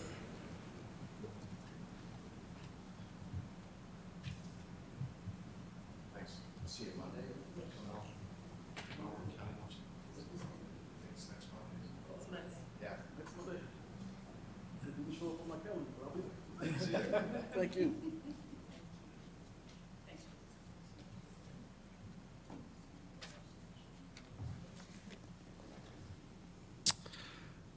Okay.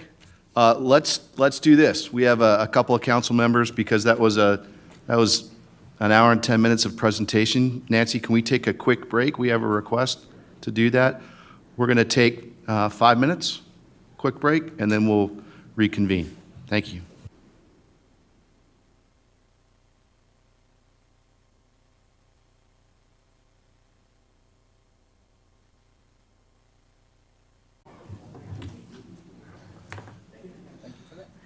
Thank you. It was a great idea, actually. Thank you, Okay, we'll reconvene tonight's council meeting. That concludes our item number 5, presentations. On to item number 6, city employee recognitions and employee introductions. Nancy, you have the floor. Okay. Well, the first thank you we received was from Naomi Johnson. She is commending the Water Utilities Department for helping her through a very frustrating situation and getting some items picked up at her house by Republic. And she appreciates the dedication and the assistance she received from Cap Balby and Michelle Hinojosa. Next item is, we received a thank you from Christine Watson with Pack the Bus School Supply Drive. The city annually participates in that with allowing donation boxes to be placed in our lobby. So they extend their appreciation and thanks for allowing them to use our business as a collection site. The next thank you that was received was from Tracy Blackwell to Chief Eberhardt and the Garden Ridge Police Department, thanking them for all they do to keep our little gem of a city safe, and thanking them for coming out to make Lexi's Day extra special. I believe that was the birthday part, or the birthday drive-by. If I may, this completion of chemo. Okay, okay. All right. Then the next thank you we received was from Council Member Place 5, Kay Bauer. She thanks Stanley George for coming over to Paul Davis Park on September's first Friday, because there was a wasp and yellow jacket nest under some of the playground equipment, and some residents and their children were stung. Then she also sends a thank you to Linda Potts for all the work that she does for and with the city's parks, working with the families of Garden Ridge to help clean up 2252. And she observed Ms. Potts cleaning up Bat Cave Road all by herself, as well as going back to 2252 to pick up some carelessly discarded paper or cardboard boxes and disposing of them. Okay, the next is employee anniversaries. The first one we have is Jack Marino for 1 year of service to the city. Marissa Spencer, 6 years. Dwayne Scognio, 8 years. Stanley George, 11 years. Manuel Troncoso, 13 years.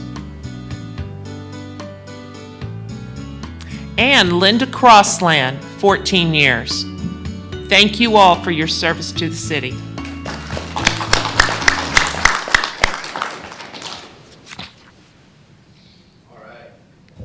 Thanks, Nancy. Time flies. All right, that concludes item number 6. On to item number 7, citizen comment period. We have 2 people signed up. Mr. Ken Kniper, if you'll come forward.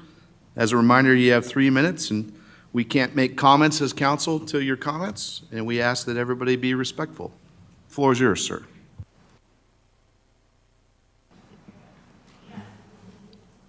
Ken Kniper, 8891 Shanetal Road. I have learned a lot in the past month. I learned that Comal ISD scored higher than the state average in all phases of the STORE test last year, even though a lot of our students had remote learning for most of that year. Comal ISD was also recognized by the state for its fine arts departments in all of our schools. I learned that as a member of our city council thinks that Davenport High School looks like a prison when they directed a former police chief to where the school was on 3009. That really shocked me, and it made me mad. My wife and I also learned while we were directed, or actually required to be at a football game this past month on the 29th, because during that halftime, we were made honorary grandparents to all of the Davenport High School students. I don't know whether to call them students or inmates, and somebody thinks it's a prison. I consider them students because I think they're typical teenagers, and I've had a lot to do with them. Before we were given our award, we stood on the sidelines talking with these students. There were athletes amongst them, not football players, not basketball players, golf members. The captain of the female golf team that went to state last year was standing with us and talked with us. They're going to go back to state. That was her statement. And the young man who's a sophomore said he was going to be going, the boys were going to go to state this year. I found out last night, that there'd be a swim meet at Kenyon High School that my wife and I are going to try to attend if there are stands available. It was not a one-night affair, because my wife went the next night while I was refereeing volleyball at Falls City High School. She went to watch our high school, varsity and JV play volleyball. Well, after the varsity match, one of the young men who was on the field with us came around the court, gave her a hug, and thanked her for being there. I don't understand. I really don't. I have attended many sporting events at that school, and I talked to fans from other schools. They are so very happy with what our building looks like. I will tell you that the Fine Arts Department at Davenport High School will present a musical, Rock of Ages, on December 2nd through the 5th. So I recommend everybody go. And you can use, for those of us that are seniors, you can use your Go card to get in. You may not get reserved seating, but you'll get seating. Thank you, Mr. Kniper. All right, next on the list, Mr. William Slaughter. Floor is yours, sir. Thank you, Mayor. Thank you, City Council. Thank you, Mayor, for letting me speak here. I'm here to seek assistance with the City Council and the Mayor's office to help me solve a problem that my wife and I have quietly been trying to solve with Davenport High School since it's been built. Now, I live at 9011 Cinnabar Court. I've been here 6 years, here before the high school was built. And I know the high school is important to the city, and especially to all of us, I think. That being said, the stadium music There are times it comes on when I don't think it should be coming on, and I'll give you an example. I don't think stadium music should be coming on at 7 in the morning during the week for practice. I say that because it's loud enough to where it wakes me up in my bedroom through the windows of my house. And I work at night, and so my issue is I have to be able to sleep. My job, my occupation requires that I get restful sleep in order to do what I do for a living. Now, I've worked with the principal, I've worked with the vice principal. My wife, who's a retired educator for 29 years, who worked in high schools and supports high schools, has tried her best through emails and things like that.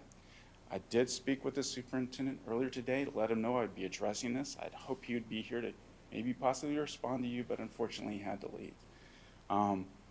I'm seeking formal help in establishing a protocol or an understanding with the school at when they play stadium music. Friday night, Saturday night at games, I get it. But 7 in the morning during the work week, no. 7 in the morning on a Saturday, no. I think we could all agree there's probably some times it would be inappropriate, maybe 3 in the morning, but I would like something established with the city of Garden Ridge because it negatively affects me and other citizens in George Brandt's when they turn that on. Now, I've asked the superintendent, I've asked the principal, who's turning it on and when? And there seems to be no clear rhyme or reason. That's why I'm asking for a formal understanding going forward, especially if the bond gets approved and they're going to expand it. I can only imagine that they may expand that as well. That being said, the speakers are supposed to be focused down. If they are, it's still getting all the way through to where I live, especially into my house. So I would need your assistance as a council and as a mayor to establish something with Comal County Schools when, what day, what times the stadium can crank up the music and at what level so that it doesn't affect me and the other citizens of George Ranch. That's why I'm here formally asking your help. Thank you. Thank you, Mr. Slaughter. We don't have anybody else signed up, so that'll conclude item number 7, citizen comment period. Moving on to item number 8, the consent agenda. These items may be acted upon in a single motion. No separate discussion or action on these items will be held unless requested by a council member. Public comment on these items may be heard during citizens' participation. However, that does not mean the item will be considered outside the consent agenda. Council, does anybody have anything they want pulled from the consent agenda? No? Okay. If nothing needs to get pulled, can I have a motion to approve the consent agenda? Move to approve the consent agenda? We have a motion to approve. Do I have a second? I second it. We have a second. Do I have any further discussion? Call it to a vote. All in favor? Aye. Any opposed? The consent agenda passes. Thank you. On to item number 9, staff reports. City Administrator Monthly Activity Report. Nancy, the floor is yours again. Okay, thank you. The only thing that I would like to add to my report items is that interest continues about development along 2252. I want to let you know that I anticipate within the next few months that you're going to see some more rezoning requests, some more master plans, and some plats starting to come in on properties. So I just wanted to keep you in the loop and let you know that there is an interest along 2252, and we will be seeing more activity coming before the city council. That's all I had. Thank you, Nancy. Council, any welcome. questions? Am I right? To my left? Okay, thanks. Item B, Finance HR Monthly Activity Report. Karen. Good evening.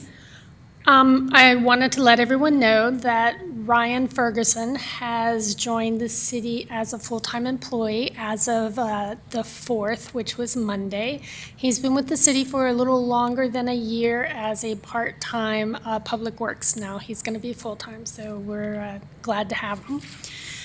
We also have a PD officer that retired, and we onboarded a new PD officer to take his place. We're preparing for the audit, so it's audit season. Yay.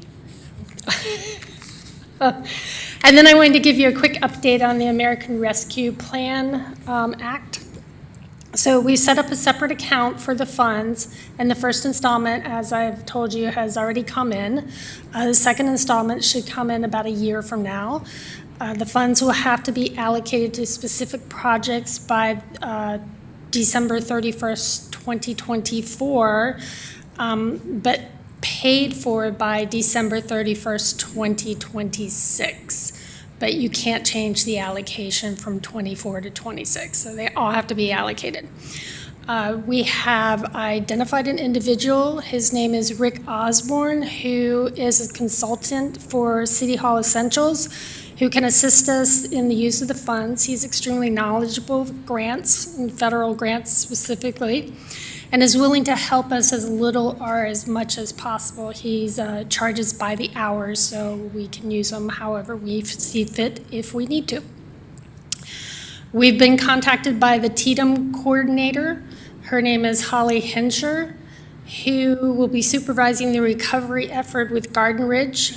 Per her email, she's planning to reach out to us soon to set up a meet and greet. The due date for our first report, which was kind of making my knees shake a little bit, was supposed to be October 31st. This is a projects and expenditures report, but that has actually been postponed to April 30th, 2022. So that gives us a little breathing room. Internally, the staff is identifying potential projects to bring to council for approval, but we're being very cautious and methodical with our approach.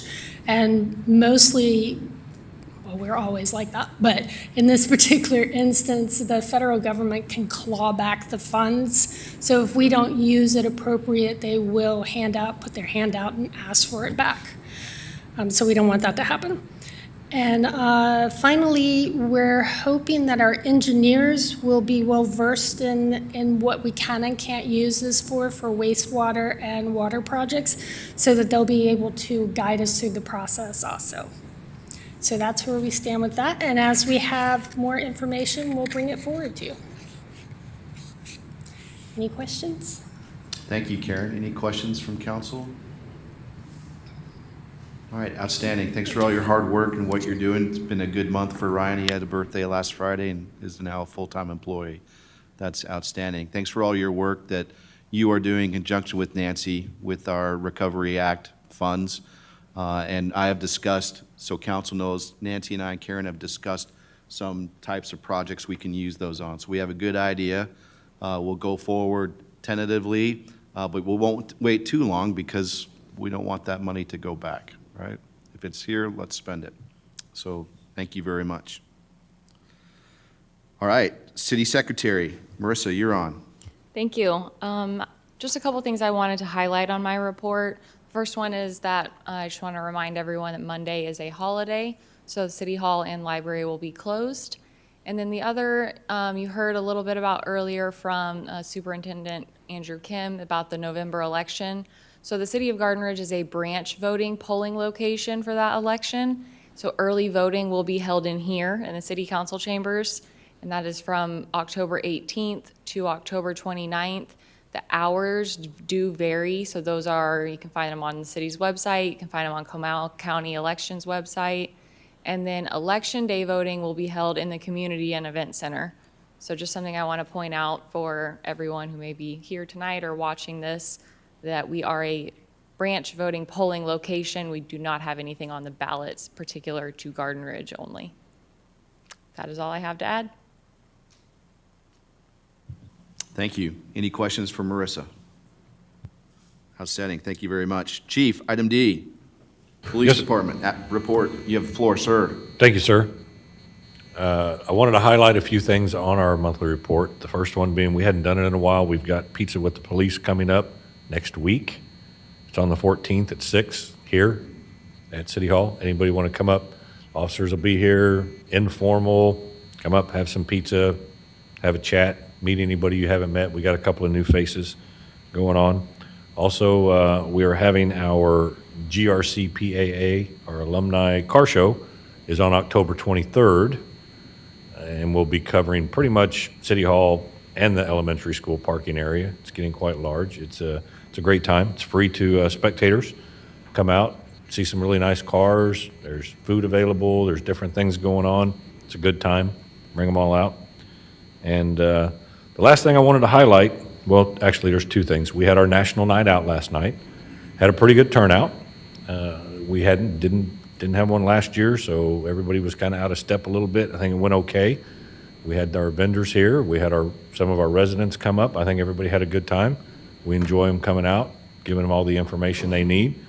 And last but not least, we had the homecoming parade and event that was last month that we were talking about. I believe that was a huge success based on what I saw out there. We probably had at least 800 people out at the park for that. Can we cue that up? We went ahead and we used our drone, took some video footage. So for those that didn't get to make it, we went ahead and Kat put this together, a little bit of what it looks like.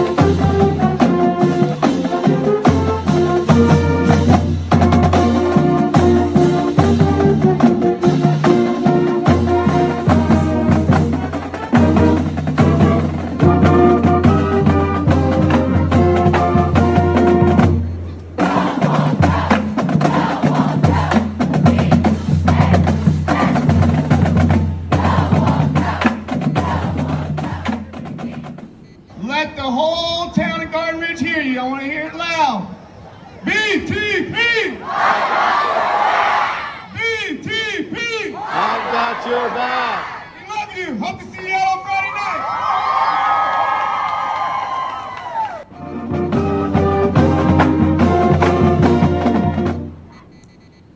So we just want to throw that up there for you. It was a big turnout, went well, and I'm sure we'll be making plans for one again next year. That's all I've got, sir. Chief, thanks so much for putting that together. That was a lot of work. Kat put the video for us. It's an awesome video, by the way. And the drone camera is a great camera. So better than mine, what I was filming with. So Well, I hope so for what it cost. That's right. Sorry, but it was no funding by taxpayer money. It was all purchased with drug seizure money, so. True state. I want to publicly thank the police department, the Bracken Volunteer Fire Department, and Chief Stipp, all of the city employees that helped put that together, our meetings, our work. People don't realize what goes on behind the scenes to try and put together a 1.4-mile parade with 30 floats, and floats in Texas or trucks carrying a trailer, well decorated. All of the teams, all of the clubs, the band, ROTC leading the charge with all of our police officers. And it's the most people we've ever had gathered in Paul Davis Park ever, right, Linda? You're the historian. It's got to be. My number was about 1,000. Chief said 800, so we'll take it at 900 people were there. So, but you know crowds better than me. But it sure looked like a lot of people. It was a lot. They were moving. It was a lot. And we had a blast. So that was Coach Zimmer Hansel. He's the athletic director, head football coach. That was his brainchild. And he said, Mayor Erickson, is that something we can make happen? I said, Coach, you bet. We're going to enable that to happen.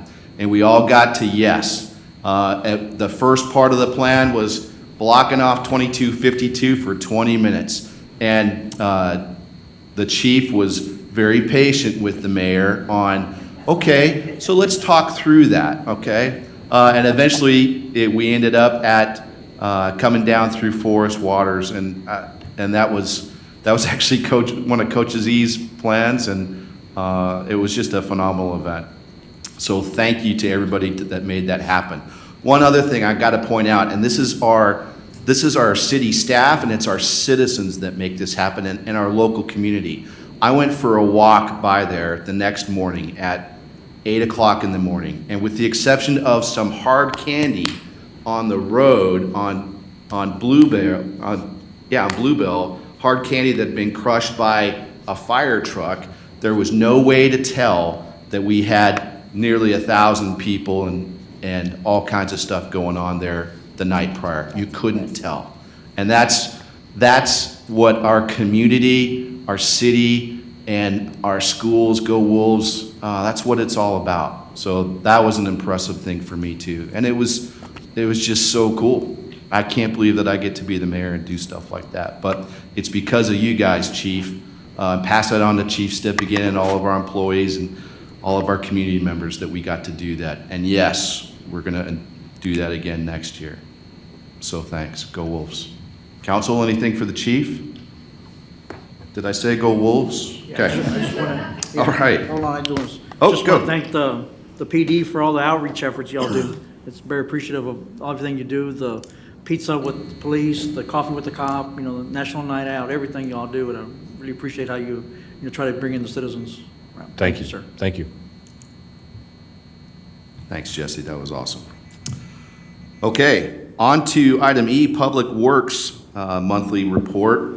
We have excused Stephen tonight, who had some things he needed to attend to. So Nancy, you got the floor. Maybe you and I can both share this, right? You go ahead. All right. The Public Works Report, of course, reviews all of the work and efforts that they have put forward for stormwater drainage facilities and easement maintenance, parks maintenance, city facility maintenance. We have no new reported cases of oak wilt, which is a very good thing. We have 2 dogs in the puppy motel up the hill and 12 cats. Do you have pictures of both dogs? Okay, we're going to show you this precious little things. That's a scruffy dog. And then there's the other little cutie. But we also have 12 cats, so if there's anyone interested in animals, please give Public Works a call. Also, you'll also see in Public Works report that they did pick up a variety of wildlife during the month of September.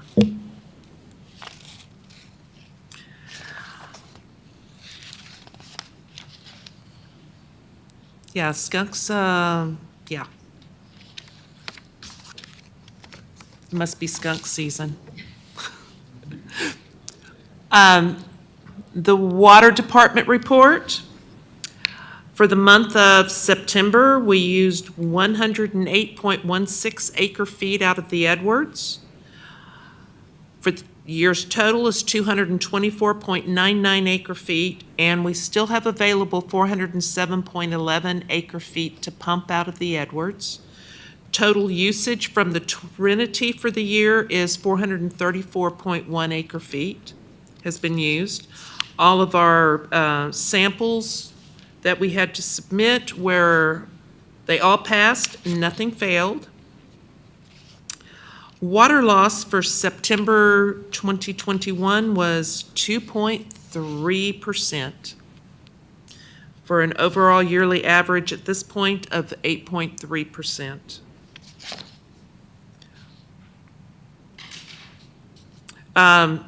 Whispering Oaks project. That project is complete, and the water infrastructure that was put in by the developer is now the city's infrastructure. The wastewater project is nearly complete. They just have a little bit more to do. And we're just waiting on our funding for the TxDOT project.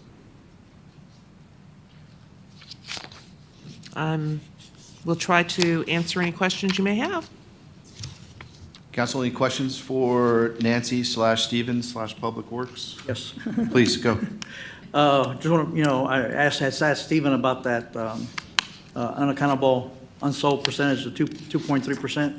And just for council purposes, the number next to it, 8936, is incorrect. It should be 893 gallons. That's why it's 2.3%. So, yeah, otherwise it would have been 23%. So we definitely have a turn down in unaccountable. I asked Stephen about that, and he said it was basically, we're finding leaks, we're fixing them. So they're doing a great job of finding things, addressing things right there, so appreciate all that. Also want to thank, on the next page, I had asked Stephen, and I know Michelle did this, but she added the automatic draft customers numbers, e-bill customers, and AMI. I want to just keep track of that on a routine basis to see if that progresses. Apparently, we didn't get any last night, so that's what. So I was hoping that last night would draw some in, but increase these numbers, but they didn't. But anyway, it's an ongoing thing that I've asked them to do, so we can just see how that's progressing. Because that's a big savings, the more people we get in there on those systems. So, thank you. Jesse, can you address, since you know so much about it, what that 2.3%, not exactly what it represents, but how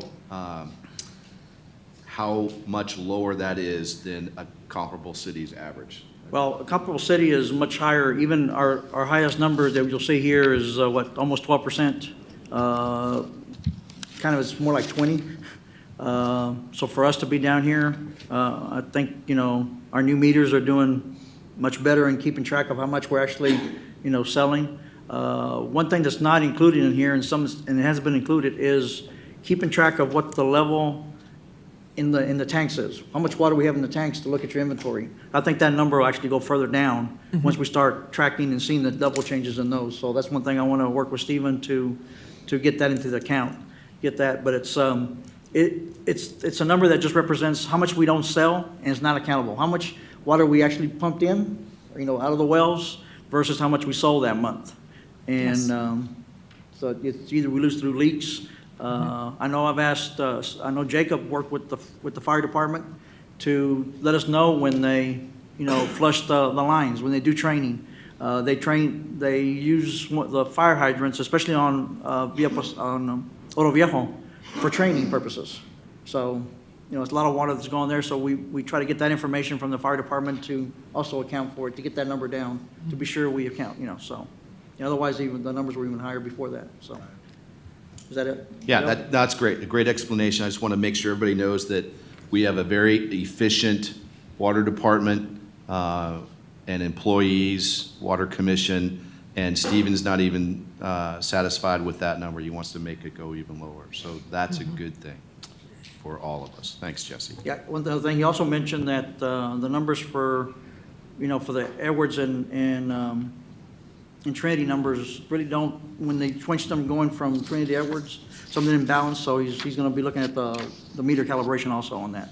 So he's seen some error, discrepancies there. Outstanding. Thank you. Anybody else? Todd, Kay? Okay. On to Ms. Linda, Library Monthly Activity Report. Yes, ma'am. Good evening. I think my report's fairly complete. I added a second page with a recap of last year's activities, and then I had to add a little PSA at the bottom saying how wonderful libraries are and how valuable they are. But I would like to also talk just a little minute about last Friday's Pizza Palooza. I did schedule it at the same time as your first Friday, Mayor. I'm sorry, I won't do that again. But we did have to celebrate National Pizza Month. It's kind of a sacred thing. So, in addition to having pizza, we had an outdoor scavenger hunt. Here's a little guy all ready to go on his hunt. And there was we were able to do a lot of it outdoors. Then they're outdoors hunting and also eating out there. And then we had the pumpkin decorating. There's a cutie. And don't you love the faces? They're so intent. It was good we could be outside because 66 people had responded and said they were coming, and 82 showed up. So we managed, but it was really, we were cramped for space in there, but it was a lovely evening. But moving on to upcoming events, this coming month, I'd like to make you a little bit aware about Trunk or Treat. We're hoping to make it much bigger than before. So this is what we decided to do. You can see over here we decided to move across the road to the school parking lot. They have, I think, 107 parking spaces, and we only have 65. The little green dots you see here are going to be cones. They're hard to see there. And as people come in, they will, well, the trunkers will get through, and then they will park.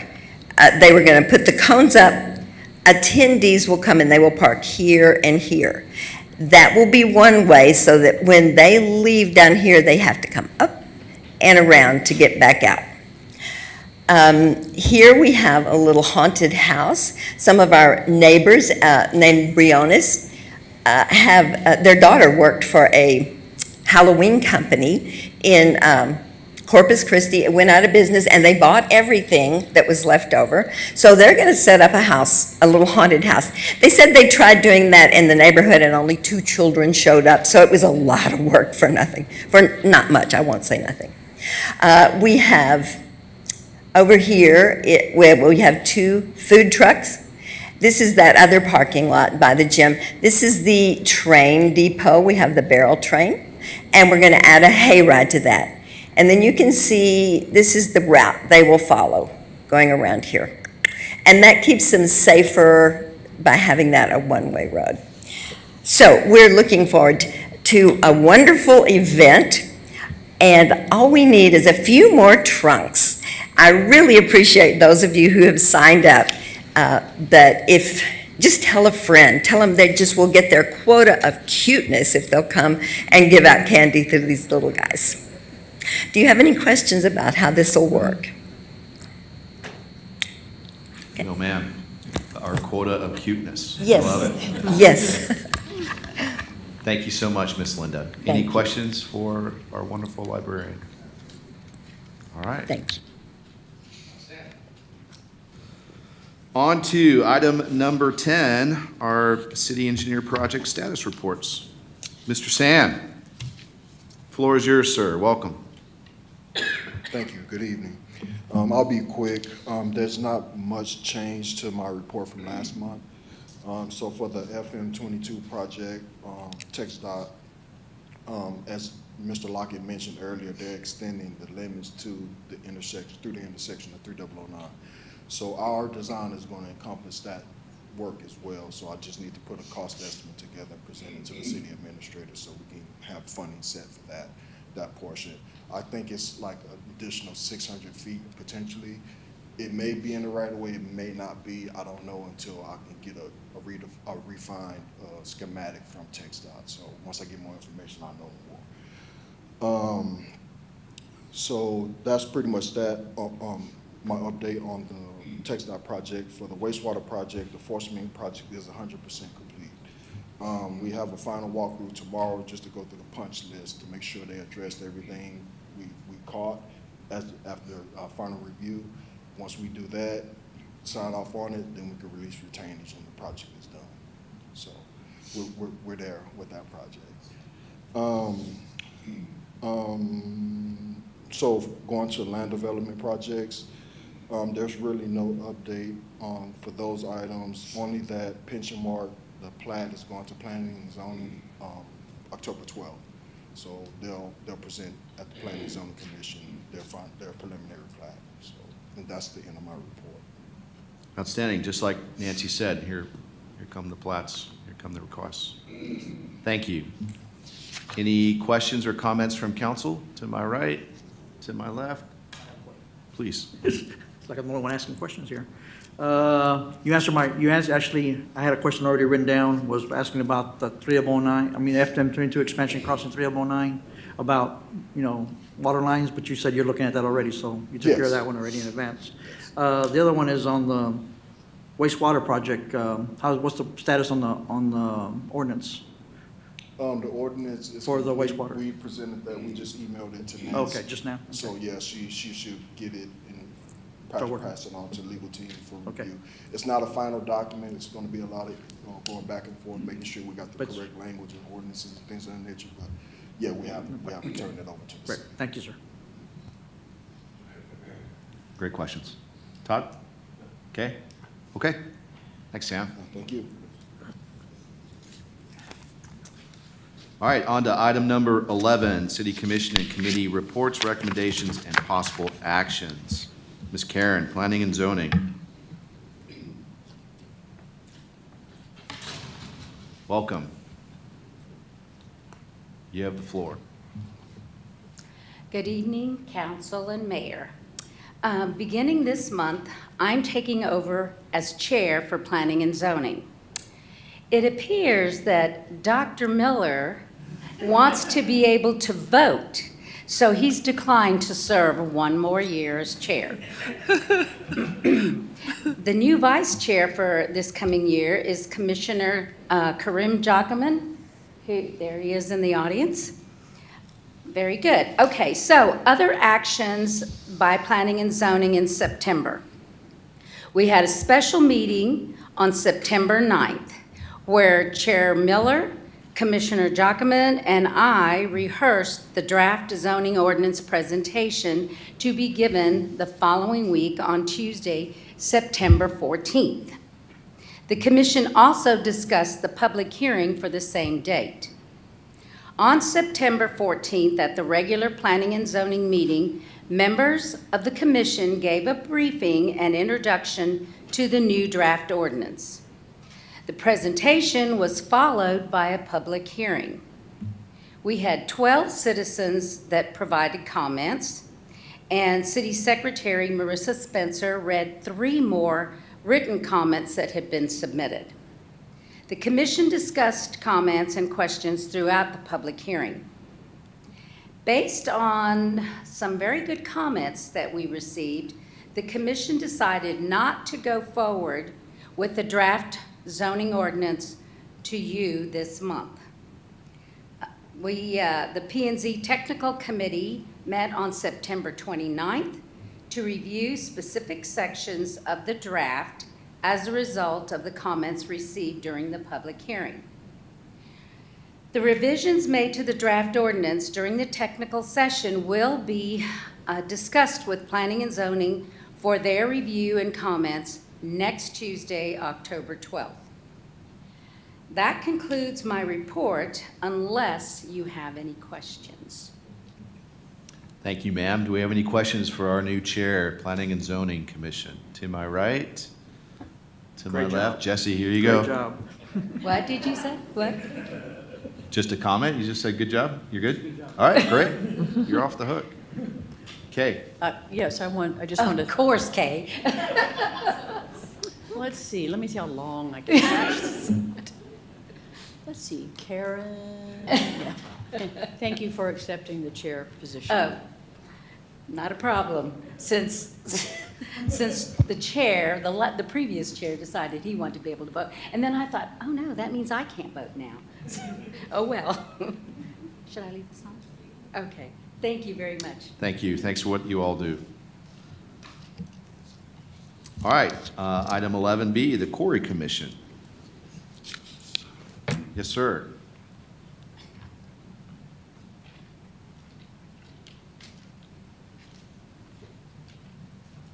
Council members, I'm Jerry Baruki, previously vice chair. The September 13th Quarry Commission meeting, all members were present except our chair, John L. Holly, who was excused from attending for medical reasons, so Vice Chair Baruki, that's moi, presided in his absence. Review and discussion of the monthly Hanson Quarry blasting analysis was the first item, and as usual, Dave Leiner from Vibratech discussed the July and August blasting shots that were taken. He stated that 12 shots occurred during the month of July and 10 shots occurred during the month of August. All of them were well within the limits of the ordinance number 34 and the Bureau of Mines maximum. So they were maintained in their operation from exceeding those limits. We also discussed the citizen blast reports, and there were only 2 reports, both of those in August. And the commissioners discussed the contact and follow-up with 2 of these homeowners who filed those reports and offer them options, including inviting them to our meetings, setting up a monitor on their property if they so wished, and arranging a visit from Hanson representatives to their homes. I spent 40 minutes with one of those homeowners, a gal who I've known for years, and convincing her that, well, maybe not convincing, but explaining that there are limits to what the city can do in terms of controlling the Hanson Quarry, and trying to reassure her that the city is not in league in getting money under the table from Hanson Quarry, which, you know, sometimes we've been accused of. But out of this, then, one of the homeowners has agreed to have a temporary monitor installed on his property for a couple months, just to see what, how the blast affect, and that they are not exceeding perhaps the maximums. We, as our previous planning and zoning person said, we had to confront the issue of limits on who can be a chair and vice chair for the Quarry Commission, and the commission agreed to appoint Commissioner Baruki as chair of the Quarry Commission. I agreed to accept violating my own entreaties to Jim Miller for 2 years, explaining how do you say no to other volunteer opportunities, and I got sucked in myself. But it's an honor to do that and to represent them. And then Commissioner Diaz will be the new vice chair of the Quarry Commission for a 1-year term. And then we also formally thank outgoing Commissioner Albert Haddad for his service on the commission. He had wanted to resign about 7 or 8 months ago, and since we couldn't find another person to fill in that position, he hung in there with us for another several sessions. So we really thanked him and owe him a debt of gratitude. And the final thing is community education and training on the quarry process and the blasting process. We've done actually not us, but the Vibratech monitoring company presented a draft glossary of terminology of the terms used in the process of blasting, and they're looking at that. They're putting together a dictionary perhaps, or a glossary of that, so that we can put it on our website, and somebody wants to go in and look at that, they can get some idea of what we're talking about when we're discussing the process. But even better is, for the last 7 or 8 months, they've been putting together a slide presentation reviewing blasting educational materials. It's been developed and reviewed by Vibratech and by Hanson representatives and the blasting contractors, and finally brought to us. We've reviewed it for at least 2 months and agreed it's pretty informative, and we are going to have it put on the website. It does, through a series of slides that you can get to on the website, explains what the details of the process are, and moreover, it shows here are the things that or ways that the blasting company is trying to have less impact on the homes in the area. In other words, you can have one big blast to get the same amount of material, and it'd be a hell of an explosion. Or you can have 10 blasts smaller blasts during the course of the month, and each of those will be less impactful on the surroundings. Just a series of those things that shows what they're trying to do that, to be a decent partner. So we're going to put that up on the website. We think it'll help to refer people who call in and complain about here's what they're trying to do, and explain what our options are. So that's it. Any questions? All right, I'll see you. Thank you. John. John, go ahead. Yes, John. You mentioned 10 small blasts compared to 1 big blast. What would the difference in cost be? Do they spend like 3 or 4 times as much? That's exactly the point. They're eating that. You know, every time you have a blast, they go and they dig their 80 holes down into the ground and pack them up with explosives and so forth. And if they could just put a huge amount of explosive in there, they could tumble down a lot more rock in one blast. But what they do is they just, they put in a smaller amount of explosive and take out just a little bit at a time instead of one big thing. And that's an exaggeration. I mean, nobody's going to have a huge atomic blast of the rock. But they are trying to do that, and they're fairly sensitive about using methodologies that will lessen the impact. And we do the best we can to put the pressure and keep a decent relationship with them so that they're willing to work with us to do that. I had previously at one time talked to their regional manager, a guy out of Houston, who kind of explained to me that the general manager there is under a lot of pressure to make a better profit. And you make a better profit for the company by lowering your overhead. And you lower your overhead by not having so many blasts to do that. So hopefully we'll maintain that relationship, and the Quarry Commission will continue to function and work with them to make things better. Any question? Thank you. Any other questions? Mr. Baruki, really quick. Thank you for stepping up and being the chair and volunteering again. We have a wonderful working relationship with Hanson Quarry. One of the reasons for that as a city is because of the great work that the commission does. So thank you. Thank you for what you guys do. Council, I got the rare opportunity to go out with Pat, the plant manager, as well as LB is his nickname, the regional manager that Mr. Baruki was talking about earlier in September, to witness a blast and see what they're doing.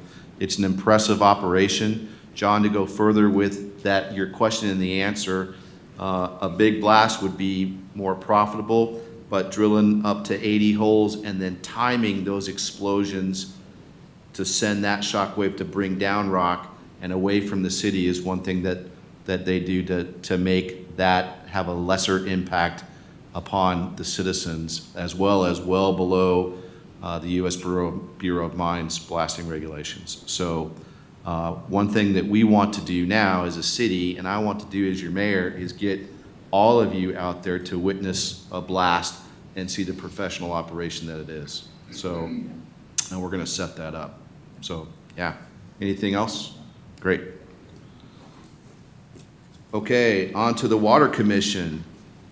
Chairman Mueller is absent, but Kevin, as the vice chair, you have the floor, sir. Well, good evening, Mayor, council members. As you mentioned, Chairman Mueller is out, so you have to put up with the second string today, but we'll get through it. Actually, we have no leak adjustments from last month and no recommendations that require action tonight from the council, so that's good news. As far as our update on our activities, we did hold a special meeting on the 4th of September to allow particularly our new commission members to view the critical infrastructure related security devices and measures that are in place. So there was an initial public meeting for citizen comments if there were any. We adjourned into executive session and had the tour of critical infrastructure and then reconvened for open session.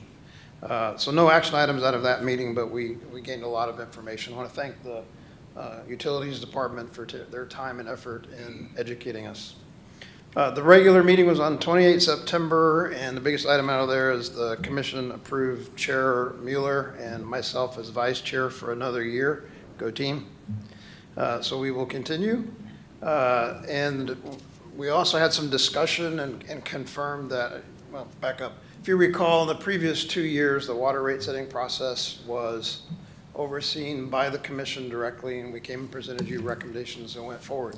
As this process has matured, we've confirmed that city staff is taking on the responsibilities to make the initial analysis and recommendations, and the commission will be more in the usual Ordinance 210 oversight and advice and recommendation role. So that process is underway, and we anticipate having their recommendations come before the commission at our next meeting in October, and then hopefully the 1st of November meeting, bringing it to council. If that is delayed, certainly by the December meeting, it should be available for your review. I was going to talk about the water loss trends, but Councilman Valdez already stole our thunder on that one. So last item is just that our next meeting is October 26th, 6 p.m. here in council chambers, and that concludes my update. Turn it over to you, Mr. Mayor, for any questions. Thank you, sir. Council? This side? No? We're good? All right, thanks so much. Thank you. Item number D, the Wildlife Management Advisory Commission. They did not meet in September, so there is no update at this time. Moving on to item E, Parks Committee. Mr. Chamberlain is not here tonight, but Nancy, can you provide the update that he provided us? Am I not on? Oh, now I am. Mr. Chamberlain provided me with what he wanted, the information that he wanted City Council to be aware of the Parks Committee activities. Their last general meeting was September 8th, and their next scheduled meeting is Wednesday, October the 13th. The update on their open items is City Ordinance 24 is all about the use and rental of the facilities located in our city parks. We met with the city administrator last month. Based on the review with the city administrator, suggested edits have been made to Ordinance 24, and they are now being reviewed and discussed by additional members within the Parks Committee and the management team within the Utilities Department. It is our expectations to bring a final draft of the updated ordinance to the council for consideration and ultimate approval in the January-February timeframe. Since the last city council meeting, their accomplishments are there are a total number of volunteers hours managed by the Parks Committee during the month of September was 102. 84 of those hours were provided by members of the Parks Committee and 18 hours by volunteers outside the Parks Committee. Primary focus over the last 30 days has been Eagle Scout Project. The Eagle Scout Project, managed by Scout Joy Cerniak, was installed in Paul Davis Park at the end of August. Before opening the exercise station to the public, the committee is taking steps to add a softer landing material around the base of the stations and posting of safety signs. Once again, special thanks to Scout Troop 828 for making Paul Davis Park a flagship park and making it better. Paul Davis Park, thanks to the hard work of Parks Committee member Dr. Lee Williams, an extensive amount of tree trimming and brush clearing was completed in September along the north fence line of the park. Over 10 large piles of cuttings have been created and are ready for removal. The Meadow. Volunteers Cindy Segovia and Shannon Drickta planted a milkweed bed inside the meadow. Next year, we will hopefully have an established and healthy section of milkweed within our meadow, which is important for several reasons. First, it will attract butterflies and other pollinators to the meadow and the surrounding area, and the milkweed is classified as a host plant for monarch butterflies. There is a symbiotic relationship between the native milkweed plant and the monarch. Monarch butterflies enjoy the nectar from the flowers and help pollinate the plants. Pollination allows the milkweed to thrive, thus provides more nurseries, female monarchs searching for milkweed plants so they can lay their eggs, for the continued growth and population of monarchs. This planting could not have been accomplished without the support and special funding provided by the Wildlife Commission. National Night Out. Last night we participated in the National Night Out event. The park provided by the Parks Committee with an opportunity to not only advertise and promote ourselves, but to inform our community about our parks and what we do to support our city. A sign-up information sheet to become either a volunteer or to become a team member on the Parks Committee was also available as a handout. Plants, seeds, candy, Raising Cane's giveaways, including gift cards and Davy Tree keychains, were offered as free handouts. Plants, small trees, succulent shrubs, and seed packets were donated by Cindy Segovia, Jan Martin, Linda Potts, and Linda Valdez, along with information sheets about the plants and the care was also provided.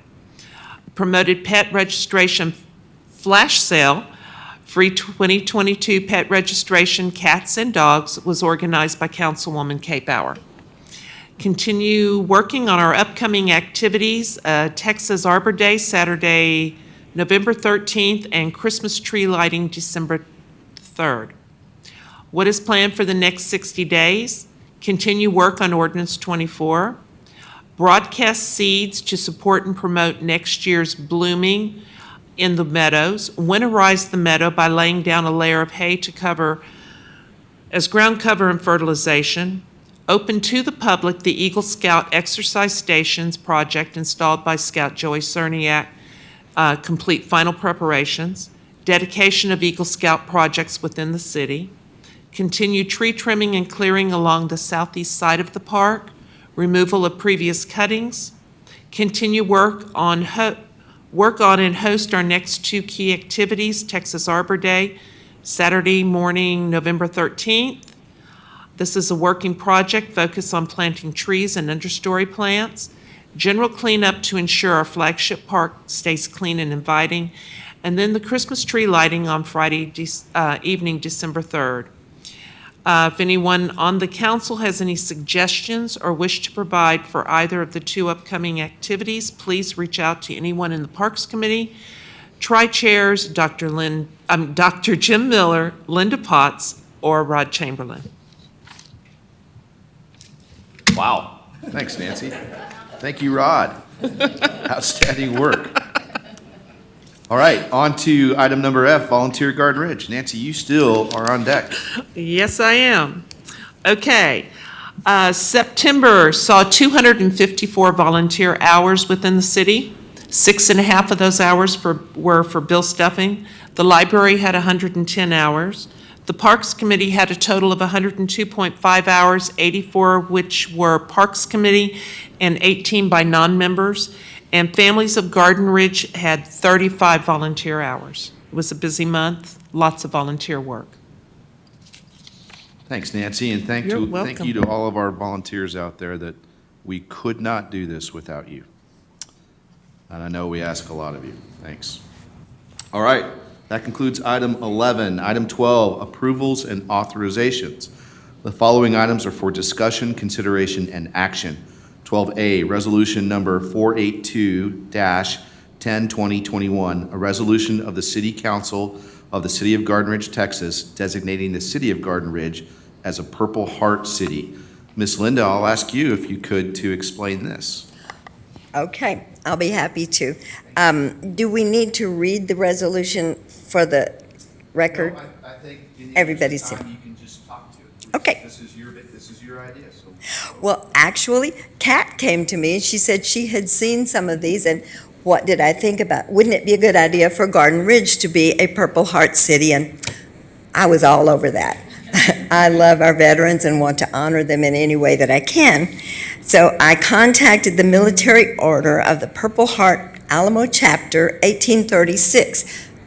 You do know that that's the year that Texas became an independent country. So I got this process from them.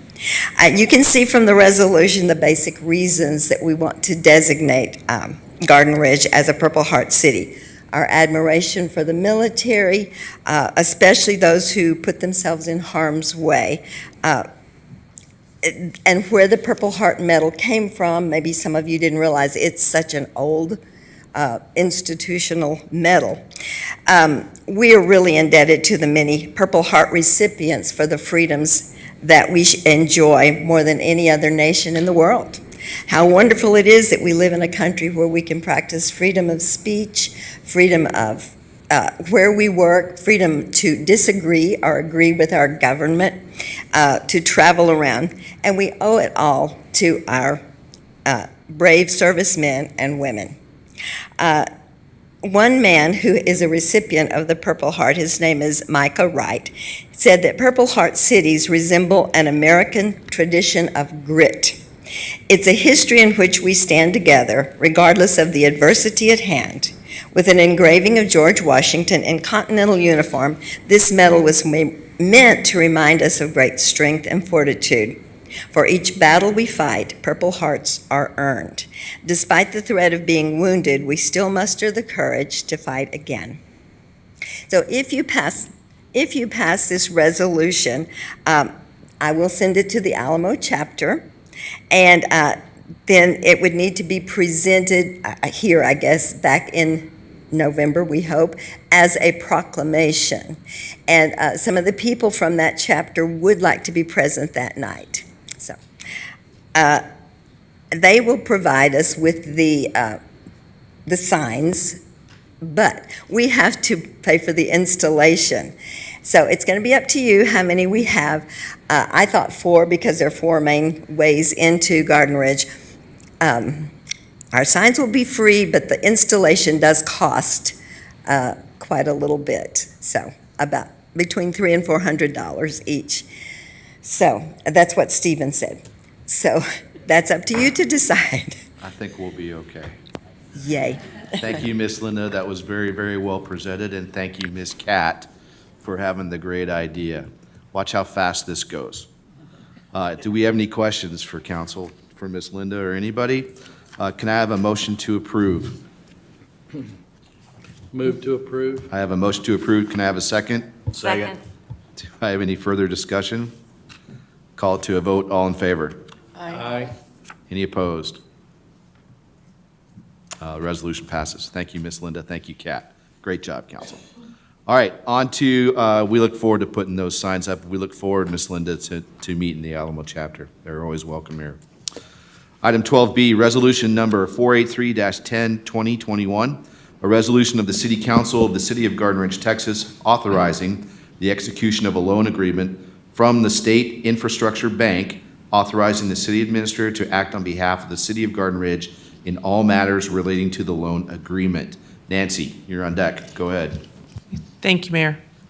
As council's aware, we've applied for a state infrastructure bank loan in the amount of $620,000 so that we can move conflicting water infrastructure with the 2252 widening project.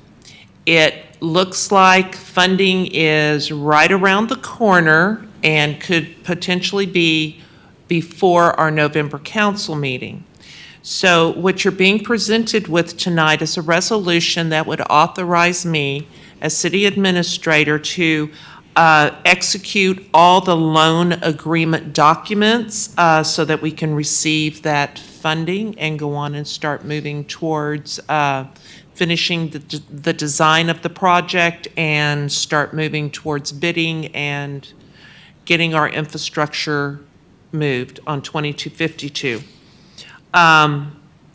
There's an exhibit to the resolution that provides the terms. Term of maturity is 15 years.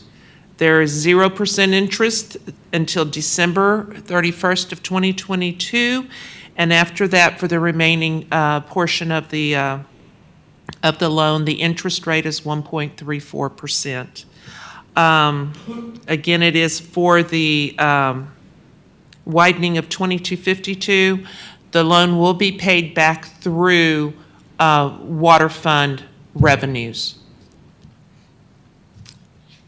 The council, that is the bond council that's assisting us with this, is Bickerstaff, Heath, Delgado, and Acosta. And Mr. Gregory Miller is here if you have any questions. He is the attorney that has drafted these documents and will be working with us on the loan documents. Okay, thank you, Nancy. So You're this welcome. is, so as things move, this is enabling our city administrator to act on your behalf, council, to work the loan. So we don't have to have a special meeting or delay this process. Anybody have any questions on this? Okay, great. We'll call it to a vote. Can I have a motion, or call it to a motion? Do I motion to approve the resolution? I make a motion to approve resolution number 483-10, 2021. Outstanding. We have a motion to approve. Can I have a second? Second. We have a motion and a second. Any further discussion? Call to a vote. All in favor? Aye. Any opposed? Outstanding. Resolution passes. Thank you, Nancy. You're welcome. Thank you, council. And thank you, Mr. Miller, for coming by. Appreciate it. It's good to see you. Thank you. Okay, on to item 12C, City of Garden Ridge salary uniformity for the positions of finance/HR, Public Works Director, and librarian. So, little bit of background on this. This was something that our salary uniformity project, we started last year, made some approvals in April's council meeting when a couple of us weren't here yet, which is the reason for this whole project is to, through a survey of comparable municipalities, cities, and communities around our area of Central and South Texas, to have the salaries of our city employees and city staff to be comparable to our surrounding communities. Just like Andrew Kim briefed earlier, how Comal County or Comal ISD didn't have comparable salaries for a long time, and we still don't.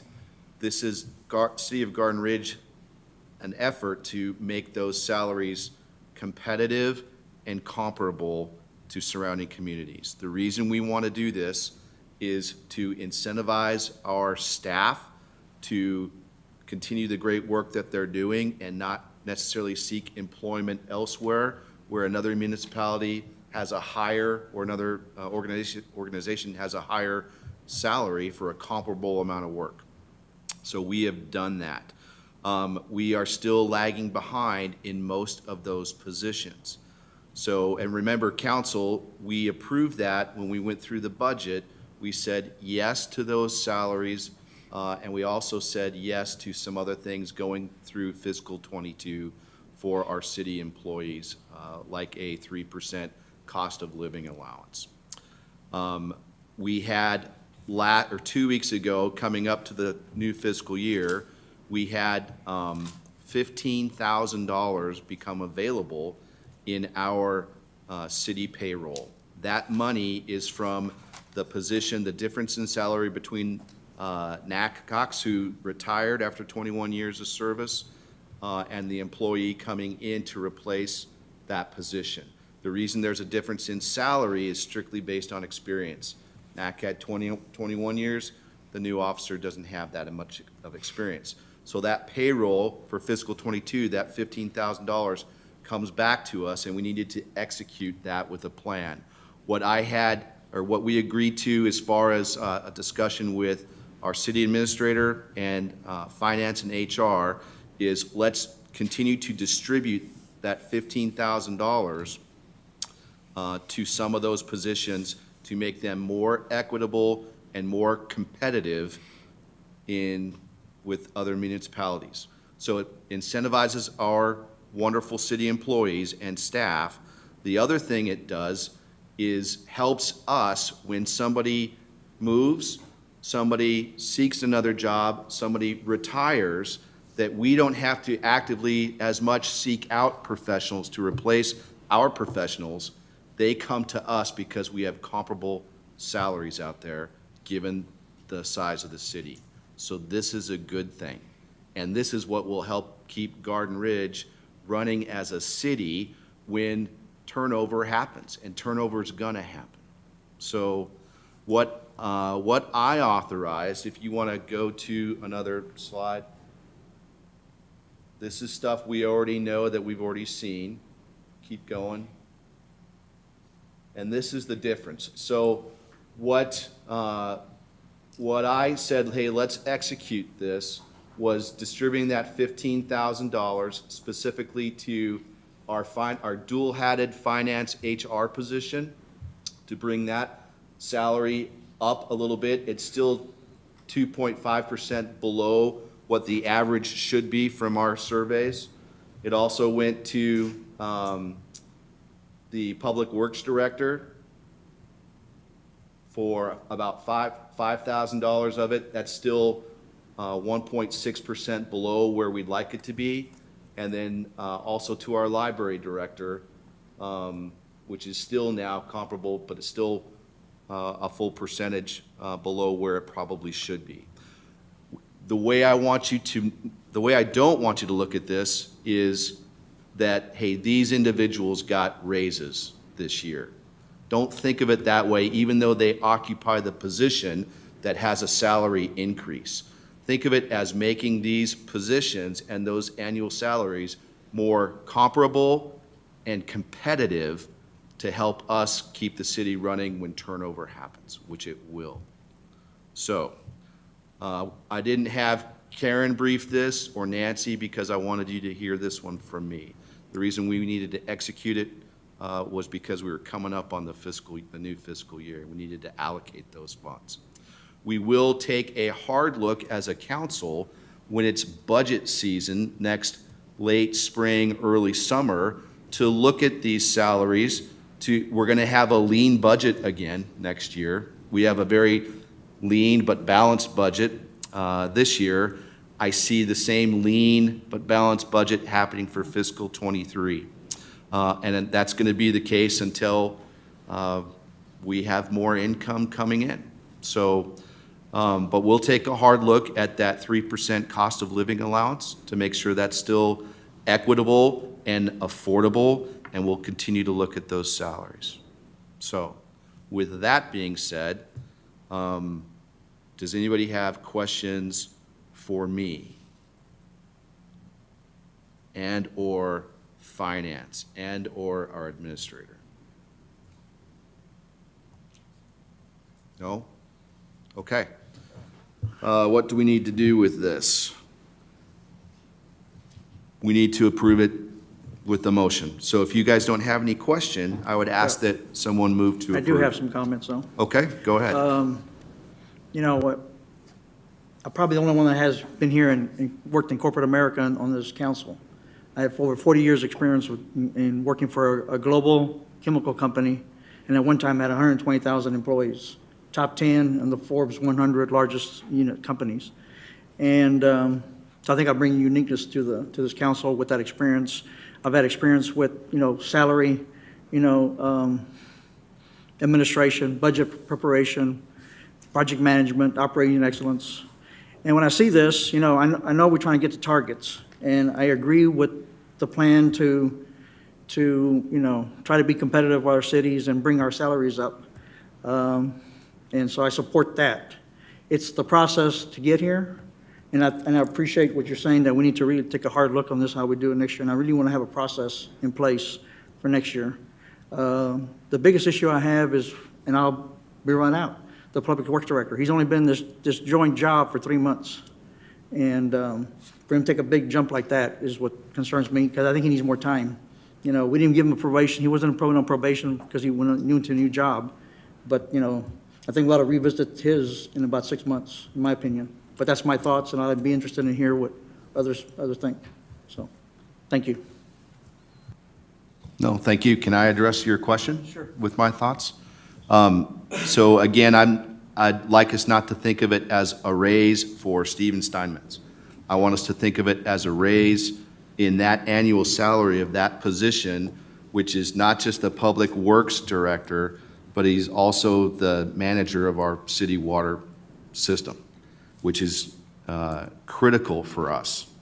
We had our previous water manager, Jacob.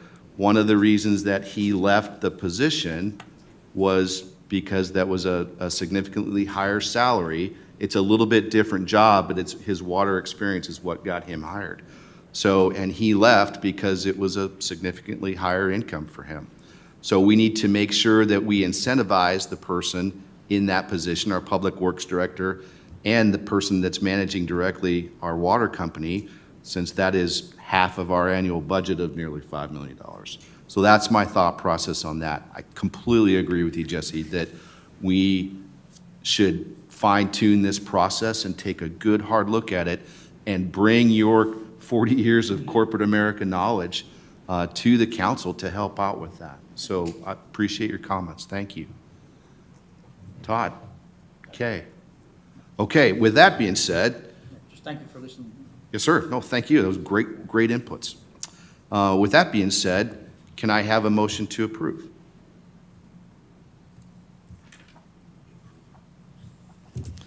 Yeah, what are we approving here since we've already allocated the funds? So I'm gonna, I'm following the script as best I can here, but, yeah. What's in yellow? You will be approving, increasing those three positions, for the salary uniformity plan. So we're approving that that's the salary for fiscal year '22 for for those positions, specifically the three that we added some money to. So the motion would say, I move to approve the adjustment in the Garden Ridge salary uniformity for the positions of finance, HR, public works director, and librarian for fiscal '22, something to that effect. I got a question. When will these salaries be effective? October 1st. When? They will be retroactive back to October 1st. Of 2020? No, 2021, this new fiscal year. This is all, For last Friday. this is all about this current fiscal year that we're in. Any other questions? Can I have a motion to approve? Move to approve. Close enough. Can I get a second? Second. All right, we have a motion to approve and a motion and a second. Any further discussion? Call to a vote. All in favor? Aye. Any opposed? All right, thank you for your patience. Good, that passes. On to item 12D, update on 2021 property tax statements from Comal County. Nancy, you're on. I just wanted to update the council concerning the tax statements. Because Comal ISD will be taking their tax rate to the voters on November 2nd, the county has decided that they will not be sending out two tax statements this year. They are going to send out the tax statements after the election on November 2nd. It was felt that that would create less confusion for the taxpayers than getting two tax statements. They still just get the one, it's just going to be a little bit later. The other is, if they did send out a second statement, there was a cost estimate of approximately $18,000 just to produce that second tax statement, which the taxpayers would have to inevitably pay for. So it was felt less confusion and cost. So the tax statements for the 2021 tax year will not go out until after the November 2nd election. I just wanted everybody to be aware of that. Thanks, Nancy. That's just for an update, but to add a comment to that, that's some really good work by Kristen Hoyt, our Comal County tax assessor. And if you see her out and about, or if you see her at the Comal County luncheon, that'd be something to say thank you, because that's really smart to do based on the bond election coming up. So thanks. Okay. Don't turn off the mic, Rob. Item number 13, updates, council city projects. Number 1, City of Garden Ridge 50th anniversary. Kay. Yes, sir. Excuse me. Yes, sir. We are, of course, going forward. A little more information this month. We decided that we would incorporate our city staff to include Kat and Nancy and the mayor and myself, as well as Linda Crossland. And we plan to recruit some citizens as well. So we have a committee, if you will, so we can allocate the various areas of the project, and we can more or less brainstorm as well. I know Linda has a number of ideas already from some experiences and so on, and it's just a matter of coordinating a time when we can all sit down, and it will be this month at some point, not at Trunk or Treat, because that's a Sunday, but we will sit down this month and try to assess. We have to communicate with the citizens check everybody's availability for the meeting itself. And so we can go forward, and we still welcome input from any and all citizens. It's not a closed committee. It's just those of us who can take a portion and do this and take a portion and so on and so on. Again, so we certainly welcome and actually ask for any input at all, any just random thoughts you have on how to celebrate. The Parks Committee will still do the actual 4th of July, traditional 4th of July celebration as we've done, and of course, we hope that next year, this coming year, will be just as, bigger and better than ever, and we can incorporate everything we've always done in the past that worked. And in conjunction with that, the city will sponsor a portion of it and potentially add some events and so on and so forth on behalf of the 50th anniversary. So really welcome input from any and all of you. Cat's hiding again over there, but Outstanding. Thanks, Kay. And from Sure. what you've said, it's a separate committee, obviously, from Parks. Correct, But you're sorry. going to be our liaison Yeah, from I'm- the 50th Anniversary Committee to the Parks Committee.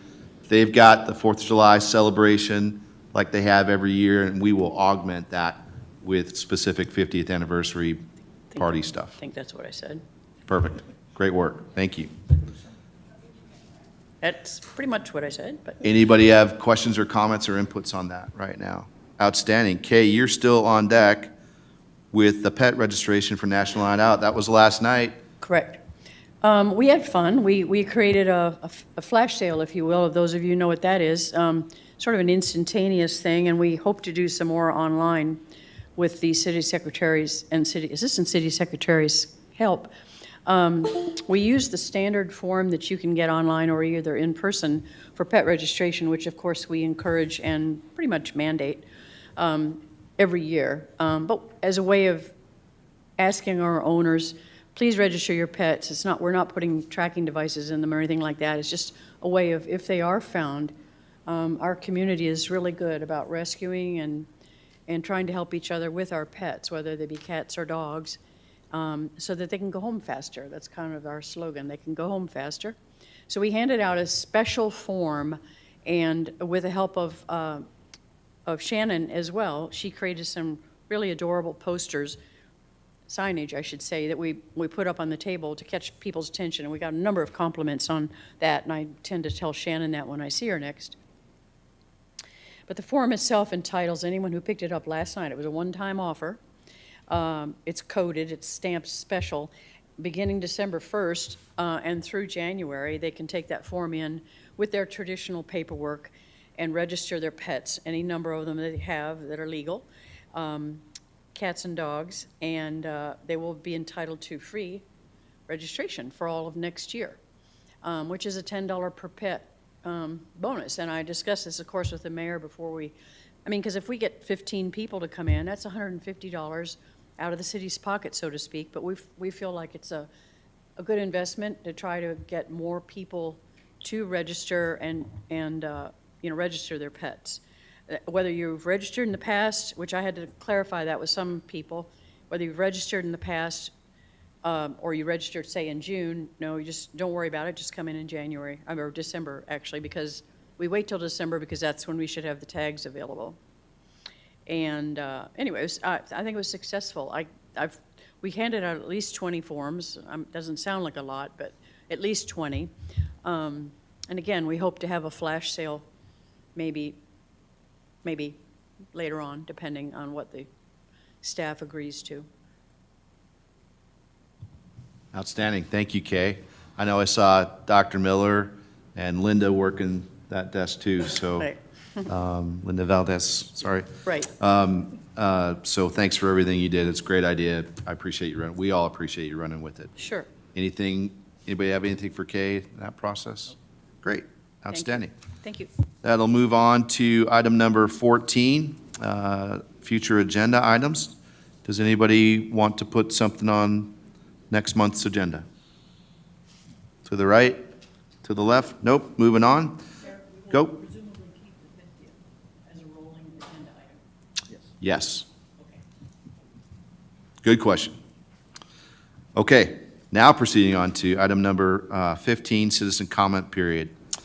This is for 2 minutes. You don't have to have signed up to come speak. But is anybody interested in coming up and addressing council and the rest of the city, because we're online? Okay, I don't see any takers. We'll move on to item number 16, reports and comments from mayor and city council members on any of the listed items there that are reoccurring items. I'll start on that side, my left. Kay.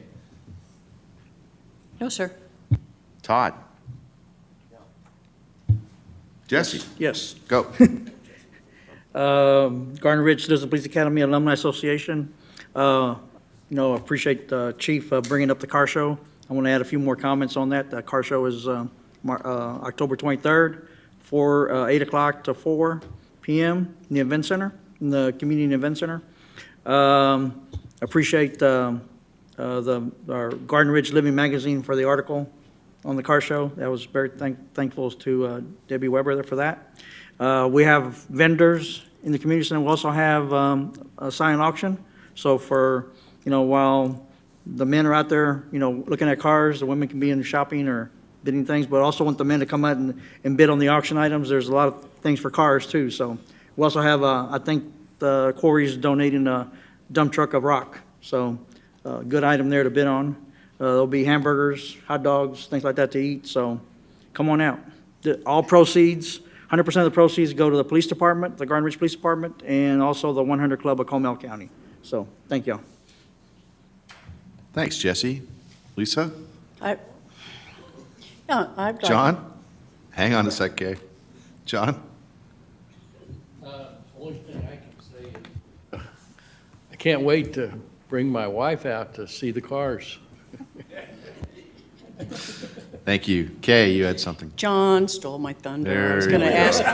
I was going to ask permission to go look at the cars and maybe touch them and know what they are. Don't touch them. Then you don't want to touch them. Thank you. All right, I have a couple things. Don't go forward quite yet. 2 months ago, you guys authorized me with the consensus to work with the Athletic Booster Club, the Wolves Athletic Booster Club, to help put a wolf logo up on the city water tower behind us, 157-foot water tower, and then work to light it in white for game night, and then when the game is over, whether it's football or basketball, volleyball, whatever we're doing, it changes to maroon or some type of color. Maroon is very difficult to make, to shine. It's very difficult to make, and I was told it's impossible. So it'll be maroon-ish. We have the estimates for the painting of the wolf itself and of the lighting to do it professionally, to make it look like it needs to look.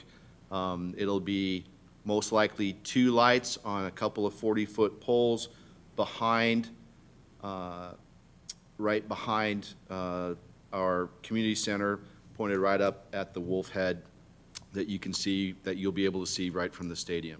Again, it's going to be paid for by the Wolves Athletic Booster Club. We're going to do, because I'm a member of it, but they're going to make do a GoFundMe to try and augment that.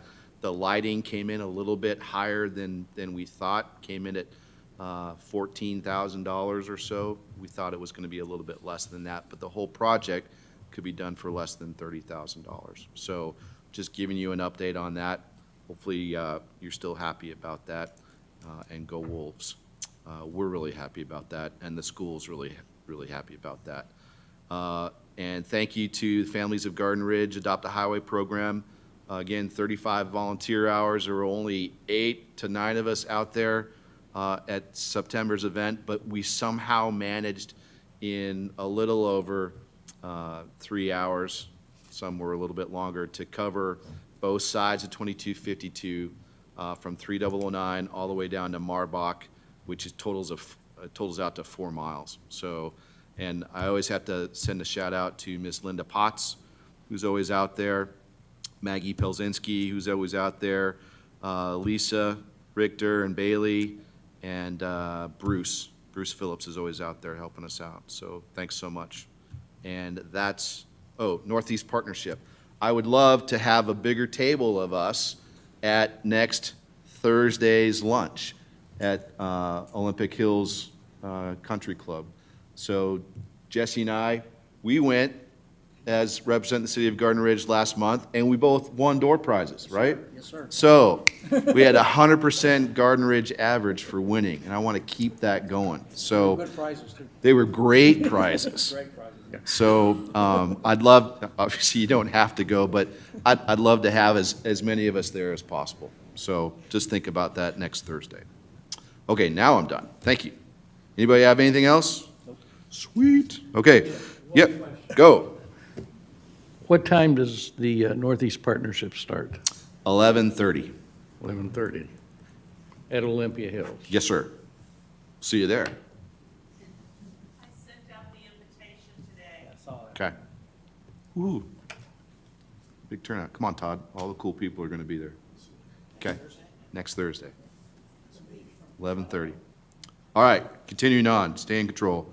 Item number 17, executive session.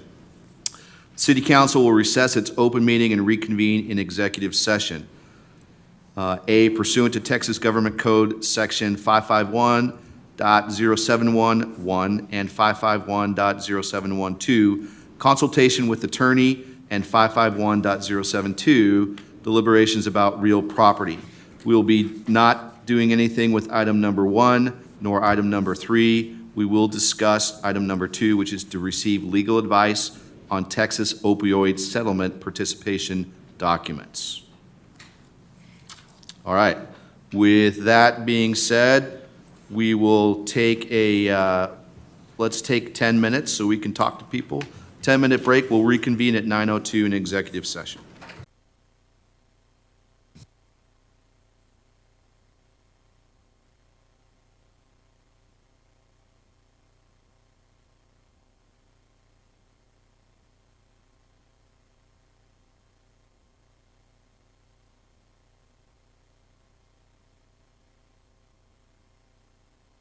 It is not, nay, it is now. Item number 18, business items. The City Council will reconvene in regular session. Upon conclusion of the executive session, it may recall any item posted for executive session for action as necessary. So from executive session, we have one action from the City Council, and that is to task the city staff with drafting a resolution for the City of Garden Ridge to join the Texas opioid settlement participation documents, for a resolution to be put in the consent agenda for November regular council meeting. All we need is a consensus. Can I get a head nod or a consensus from everybody? Okay, consensus is given, and that concludes item number 18. Item number 19, adjournment. Can I get a motion to adjourn? Motion to adjourn. I have a motion to adjourn. Can I get a second? Motion to adjourn, second. Any discussion? All in favor? Aye. Any opposed? Our regular council meeting is adjourned at 9:19 p.m. Thank you.